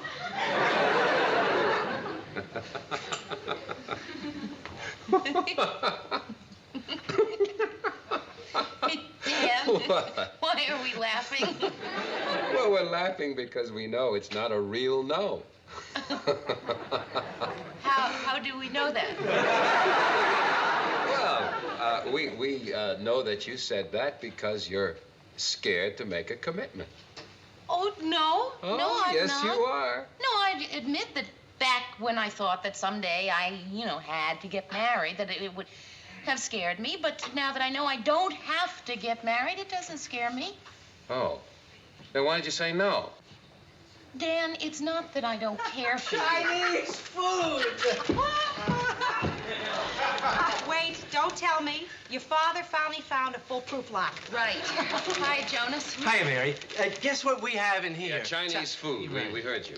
Listen, Rhoda, when you get upstairs, would you call my father and see if he can come over and let us in? Well, come on up with us and we'll all have Chinese food. Why are you so excited about Chinese food? Well, you never had it before. Oh. Can you believe this? A man who has never had Chinese food in his whole life? Listen, Rhoda, I owe you a lot. You're opening up a whole new world for me. Yeah. What did you say that was again? An egg roll. Come on, Joe. Excuse me, Dennis. An egg roll.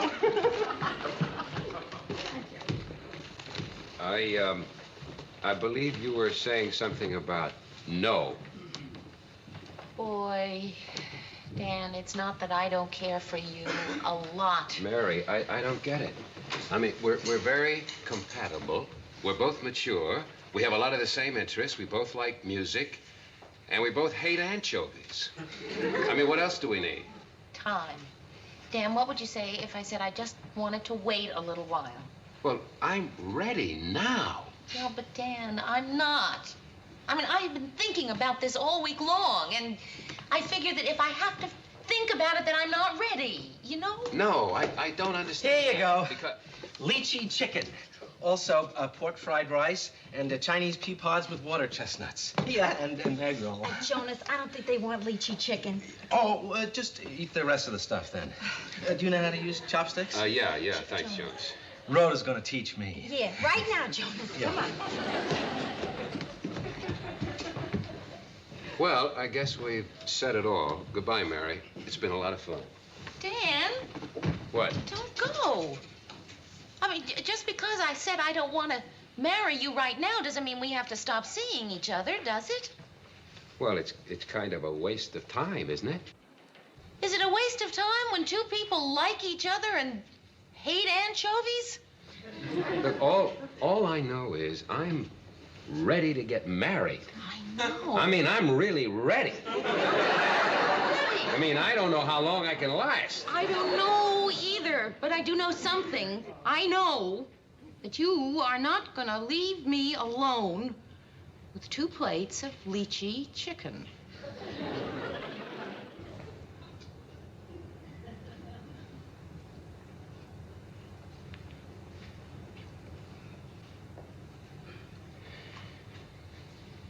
What about Rhoda? You think she's ready?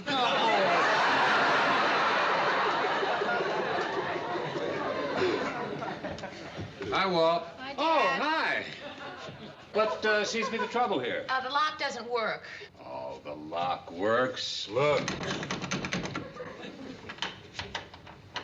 It's this damn key that doesn't work. You know, if you'd hurry up and ask her to marry you, I wouldn't have to worry about locks.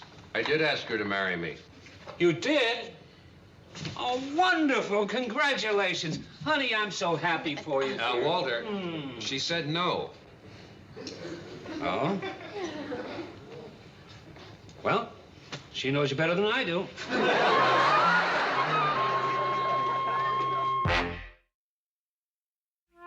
Anyway, I think Dan and I finally have a pretty good understanding. Oh, I'm glad to hear that, Mary. You know something, though? I think he was surprised to find out that I am not living my life in a constant search for the right man to marry. You know something? I was pretty surprised to find that out myself. I know.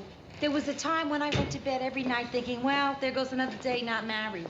Now, I just wait till New Year's Eve and think, there goes another year not married. Mary, I tell you, it's progress. Hey, listen, I have really got to get to bed. Yeah, kid, me too.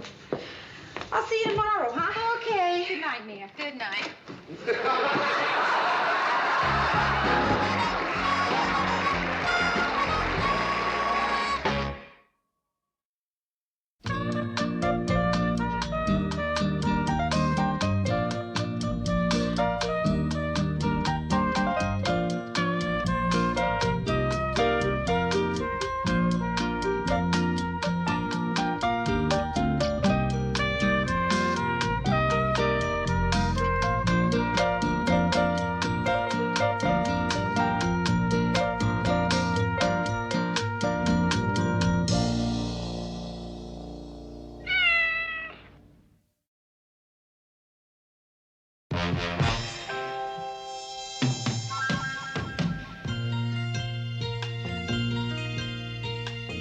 Who can turn the world on with her smile?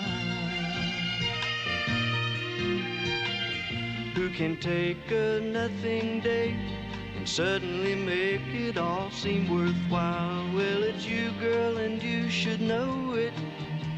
With each glance and every little movement you show it. Love is all around, no need to waste it. You can have the town, why don't you take it? You're gonna make it after all. You're gonna make it after all.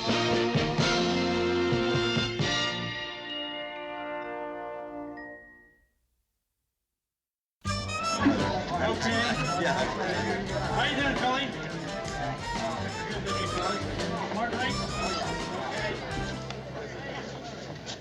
Well, this is McCluskey's.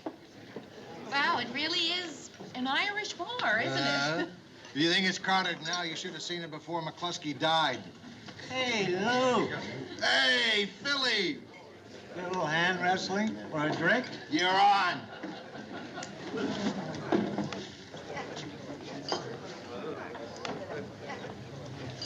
Oh, Philly. One of these days, I'm gonna take you. It's all in knowing how, Lou. I know. Hey, bartender, a scotch for my friend Philly. Thanks, Lou. And one for myself. Mary? Oh, I don't think so, Mr. Grant. I don't arm wrestle. Anyway, we got all that work to do tonight. Oh, yeah. Philly? This is Mary Richards, my associate producer. Hi. Philly is one of our more legendary habitués. I figure you only go around once in life, so you might as well go around smashed. Here you are. New bartender, huh?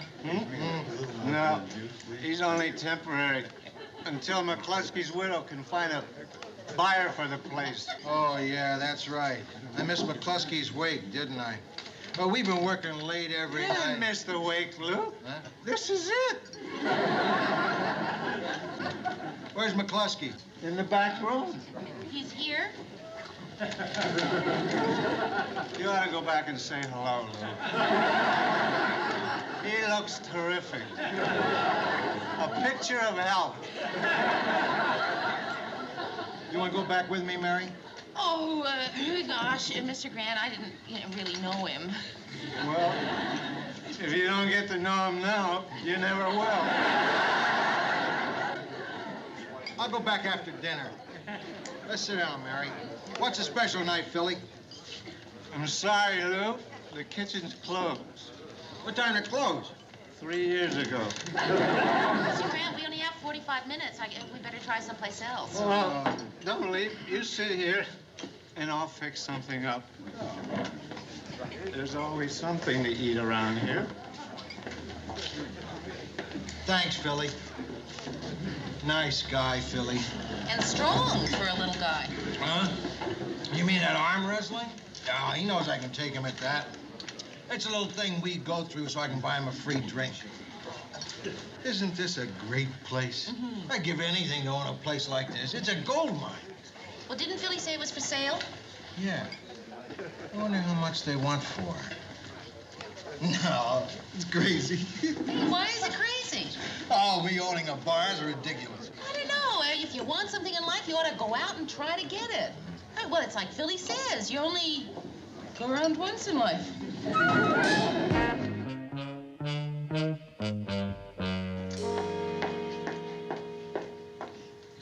Mary, come on in. I gotta tell you something. Come on. Oh, boy. I was up all last night thinking about it. And this morning, I called McCluskey's widow. She's got another buyer, but she's willing to sell the place to me for old time's sake if I call back by 10 o'clock. What do you think? Oh, Mr. Grant, I think you should. And I only need $10,000. And I almost have it right here. $6,000 in my savings account, $2,000 in Edie's savings account, and $500 in my grandchildren's piggy bank. I'm giving them a piece of the place. Well, then, what you need is $1,500, right? That's all. That's all. Mary. You wouldn't, by any chance, happen to... Oh, no, I Mr. mean, Grant, a thrifty girl like you, I bet you have, say, $3,000, $4,000 all the way in the old bank account. A few hundred. How many hundred? Not many hundreds. I'll get you a raise. Mr. Grant, if I had the money, We can borrow on your insurance. Murray. What is it, Lou? Murray. I've decided to buy McCluskey's bar. No kidding. Ah. Why? Because it's a gold mine, that's why. But I seem to have come up a little short on the down payment. Sorry, Lou. I've already invested my money this year in children's shoes. This is a once-in-a-lifetime deal. A bar is a risky thing, Lou. Murray. I've known banks who have lent money to guys who wanted to open bars. And the only collateral they had was that I was going to drink there. Sorry, Lou. Hi, guys. Ted. Lou? No. Mary, call Dr. Ames. He's always looking for a smart investment. No, what? Now, Lou's looking for a partner to invest in a bar he's buying. You know, I've always wanted to own a place of my own. Ted Baxter's newsroom. It's one of my 5 ambitions in life. I don't want to know what the other 4 are. All right, I'll tell you. Make $1 million. Replace Walter Cronkite. Learn how to swim and marry Marlo Thomas. Thank you very much. Dr. Ames is with a patient. Why is it you can never get a doctor when you need one? Say, Lou, I'll go into that bar place with you. No, thanks, Ted. Oh, come on, Lou. Ted, I'm talking about buying a bar, not a raffle ticket. I need $1,500. Oh. Newsroom. Just a moment, please. Mr. Grant, it's Mrs. McCluskey. Tell her I'll call her right back. Can he call you right back? Thank you very much. Mary, try Dr. Ames again. What's the total asking price, Lou? 85. Net income after taxes? 15. Encumbrances of record? None. Interest per annum? 5.5%. Would you take cash? Cash. 500, 1,000, $1,500.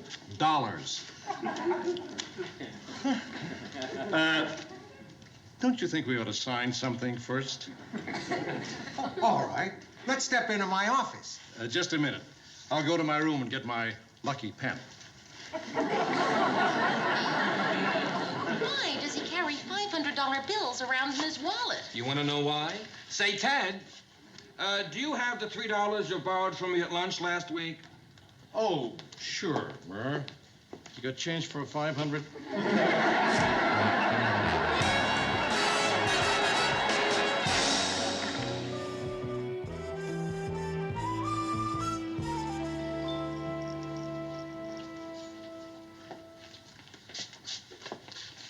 Say, Lou, I've got an idea how we can make a lot of money.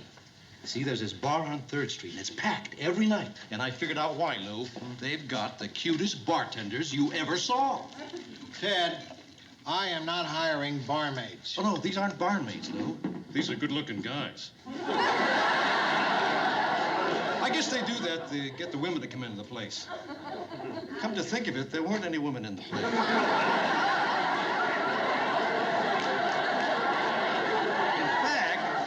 Everybody there was a good-looking guy. Ted, I am not turning this kind of bar into that kind of bar.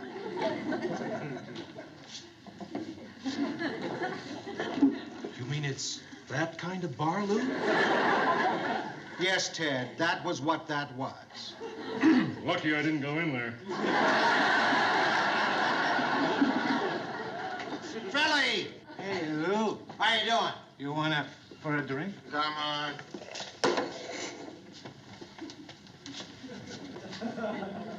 Oh. Philly, one of these days I'm gonna take you. John? Yep. A scotch for my friend here. Thanks, Lou. You want to try? Oh, I don't think so.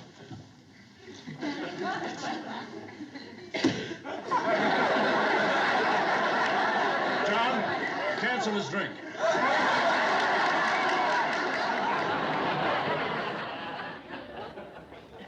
Hey, look at here. Congratulations. Aw. Here you go, Lou. Thank you. It's a little gift from Mary and me for opening night. Rhoda picked it out. Yeah, I know you're supposed to give flowers on opening night, but I figured with a cactus, everybody get really thirsty looking at it. Well, best of luck, Lou. Hey, that's pretty cute. Giving a bottle of scotch to the owner of a bar.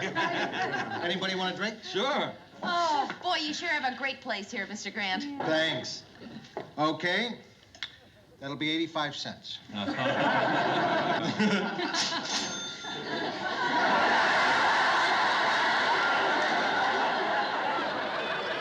do you say we all sit down over here at my private table? Great. John, let's have that champagne. Champagne? Hi, Mr. Baxter. Oh, there you are. I've been waiting for you. You ready? All set to go. Look, do you believe this? I bet he misses. It's different, Mr. Grant. Did you change anything? Not too much. Had the beer company send over a new waterfall, and we moved McCluskey out. Lou, we have a little conference. What is it, Ted? It's a little business that we as partners should have, you know? Be right back. All right, Ted, what do you want? Lou, I'm not paying for that champagne. Ted, we're both paying for it. It was coming out of your end, Lou. Ted, I don't want to discuss it. We're both paying for it. I'll tell you what, Lou. Let's arm wrestle for it. Loser. You're on.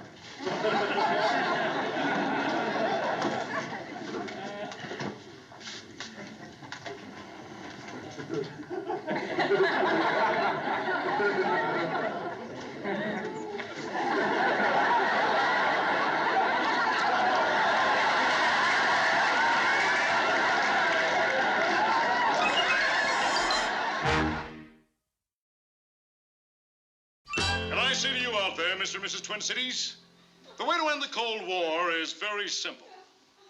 Let Russia take their toughest guy, and Red China take their toughest guy, and the United States take their toughest guy, and let them put the gloves on and fight it out in the ring. Winner take all. This is Ted Baxter with one man's opinion.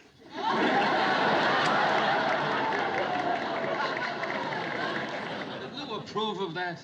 I don't think Mr. Grant cares what Ted does, as long as he stops begging for his money back. Oh, business still pretty bad, huh? Oh, Murray, it's depressing. I was in there the other night with a date, and Mr. Grant was so glad to see us. It was just sad. I mean, nobody came in for hours. Yeah. Lou's been dragging me in there every night after work. I think I'm developing a drinking problem. But tonight, I am going straight home. Me too.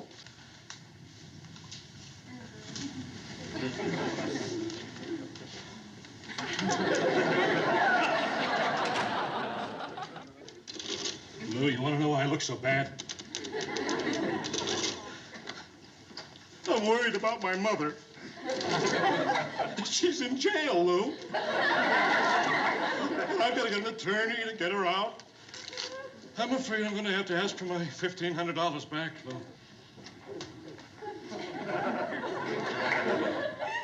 What's she in for, Ted? Grand theft auto. No, Ted. All right, Lou. I'll tell you the truth. It wasn't grand theft auto. I just didn't want to come out and say it. I just got back from the doctor. I've only got a year to live. Of course, there's 1 in a million chance that they can save me. But it'll mean an awful lot of money, Lou.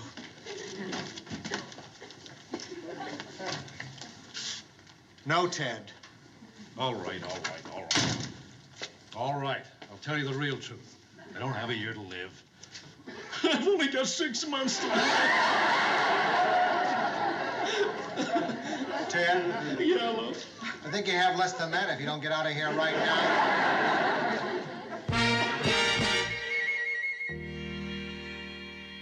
The date. Oh, yeah, it was really pretty interesting there. Sort of the intellectual type, you know? The steel-rimmed glasses and wild-looking hair and very long sideburns. They began here, went all the way down his face, came out his cuffs. Who is it? Mary in there? Yes, she is. Mr. Grant? Yeah. What are you doing here? May I come in? Sure, Lou. My beads are always open. I'm glad I found you. I've been walking around thinking about this bar thing, and I think I finally hit on something. Can we get out of your bedroom and go into the living room? This is it, Lou. This is it? Yeah. Cute. Mr. Grant, why don't you sit down and how about a cup of coffee? Sure, You wouldn't have anything a little stronger, huh? No. Oh, wait. I have some wine my mother sent me. Manischewitz elderberry, Manischewitz Concord grape, Manischewitz blackberry. Yeah, sort of a starter set for Sacramento winos. Mary? Rhoda? Yeah. It's so depressing at my bar. Oh, Mr. Grant, it is not. I finally realized what McCluskey's needs to be successful. What? McCluskey. So why don't you get him back? What? No, Rhoda, Mr. McCluskey is no longer with us. And neither are his customers. They're at all the other saloons all over town. And that's because they loved McCluskey. And they don't love me. Oh, sure they do. Yeah, of course they love you, Lou. No. McCluskey had a gift for people. He knew how to tell them jokes. He knew how to get them to sing. He remembered the names of everyone who came into that bar. You had to love him. And Mary, I'm not what you would call a lovable person. Oh, Mr. Grant, yes, Rhoda, isn't he lovable? Yeah, truly lovable. I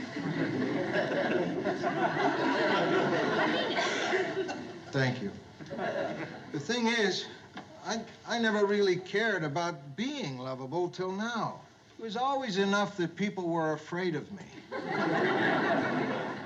from now on, things are going to be entirely different. Starting tomorrow, I'm going to be incredibly lovable. How are you going to do that? Happy hour, Lou? Right. I'm going to see to it that this place is exactly like it was when McCluskey owned it. I put up posters, sent out flyers. Oh, how are you? How are you? I'd like to welcome you here this evening. I'm the owner. My name's Lou Grant. And yours? Al Bollinger. Al. Tim Kellogg. Tim. Well, I'm certainly glad you could make it. Al and Tim. Al and Tim. You gentlemen play darts? We just came in for a drink. Have a seat. Have a seat. Hey, Al and Tim, I heard a pretty funny story today. Did you hear? Oh, excuse me, Alan Tim. I'll finish the story later. It's really funny. I think you'll like it. Come right in. Come right in. How are you? How are you? I'd like to welcome you here this evening. I'm the owner. My name's Lou Grant. And yours? Rick Simmons. Rick, good to see you. Have a seat. Have a seat. And yours, sir? Henry Thomas. Henry, pleased to see you. And yours, young lady? Alice Howard. Alice, how are you? Betty Dodson. Betty, so nice to see you. Oh, well, I'm certainly glad you all could make it. Alan, Tim? I'll tell you. This is Rick, Henry, Alice, and, wait a minute. Don't tell him. Don't tell him. Barbara. Betty. Betty, I was teasing you. Say, Alan, Tim, I'm going to tell that story now. Say, I was just going to tell Alan, Tim, this very funny story I heard today. Maybe you've heard it. Listen, this drunk walks up to the parking meter and he puts a penny in it. And he looks at it and he says, "Hey, look, I just wait 12 minutes. Great, yeah. You like that one, huh? Well. I'm going to go learn another one. Hey, look who's here, everybody. Mary and Rhoda. Mary and Rhoda. This is, wait a minute. This is Alice. Right. Alice. And this is Betty. Betty. And this is Alan Tim. Yeah, well, you'll all be dropping in here a lot, so you'll all get to know each other. Are you all right, Mr. Grant? Am I all right? I'm terrific. We're really having a great time here. As a matter of fact, you're just in time for the sing-along. Sing-along? Mm-hmm. Yeah, you know, stand around the old bar, hoist a few, sing the old songs. Come on now, it'll be fun. I'll start, then you two join in. Then everybody else will just follow. Mr. Grant, you don't have to do this. It isn't like you. Come on along. Come on along. Alexander's ragtime band. Come on and cheer. Come on and cheer. It's the best band in the land. Let's everybody sing. Come on along. Come on along. Let me take you by the hand. Up to the man. Up to the man. Who's the leader of the band? And if you wanna hear the Swanee River play, Ragtime, come on in here. Come on in here. Alexander's ragtime band.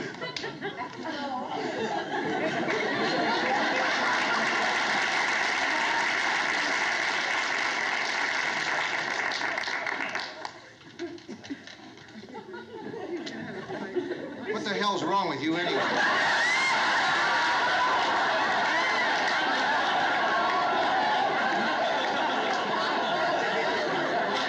You just sit there like a bunch of clods. Now, we asked you nicely to sing along. Huh? Now, that's not too much, is it? To ask people to have a good time? Sit down!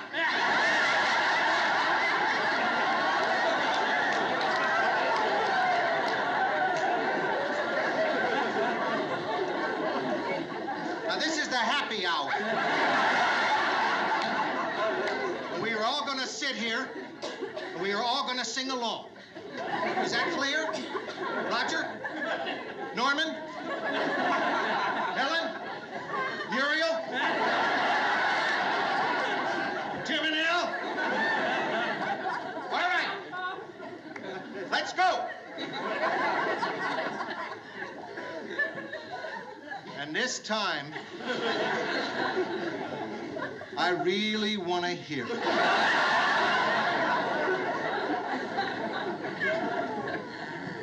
Come on along. Come on along. Alexander's band. Come on and cheer. Louder! In the land. I can't hear you. I can't hear you. Before. That's why all the more. Don't hang. Sing. Sing. Shout. Why aren't you acting happy? You got all the energy you got. You should have come out tonight.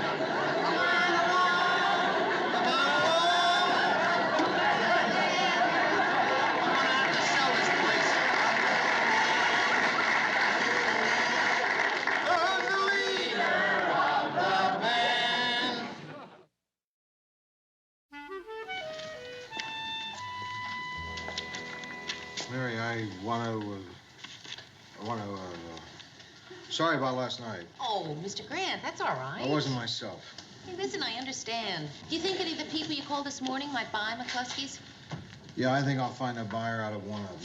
A buyer? Does that mean I'll get my money back, Lou? Probably, Ted. When? Soon. That way to go, Lou. Boy, I never thought I'd see that money again. Ted, by the way, you still owe me $3. Oh, sure, Murr. You got change for 500? As a matter of fact.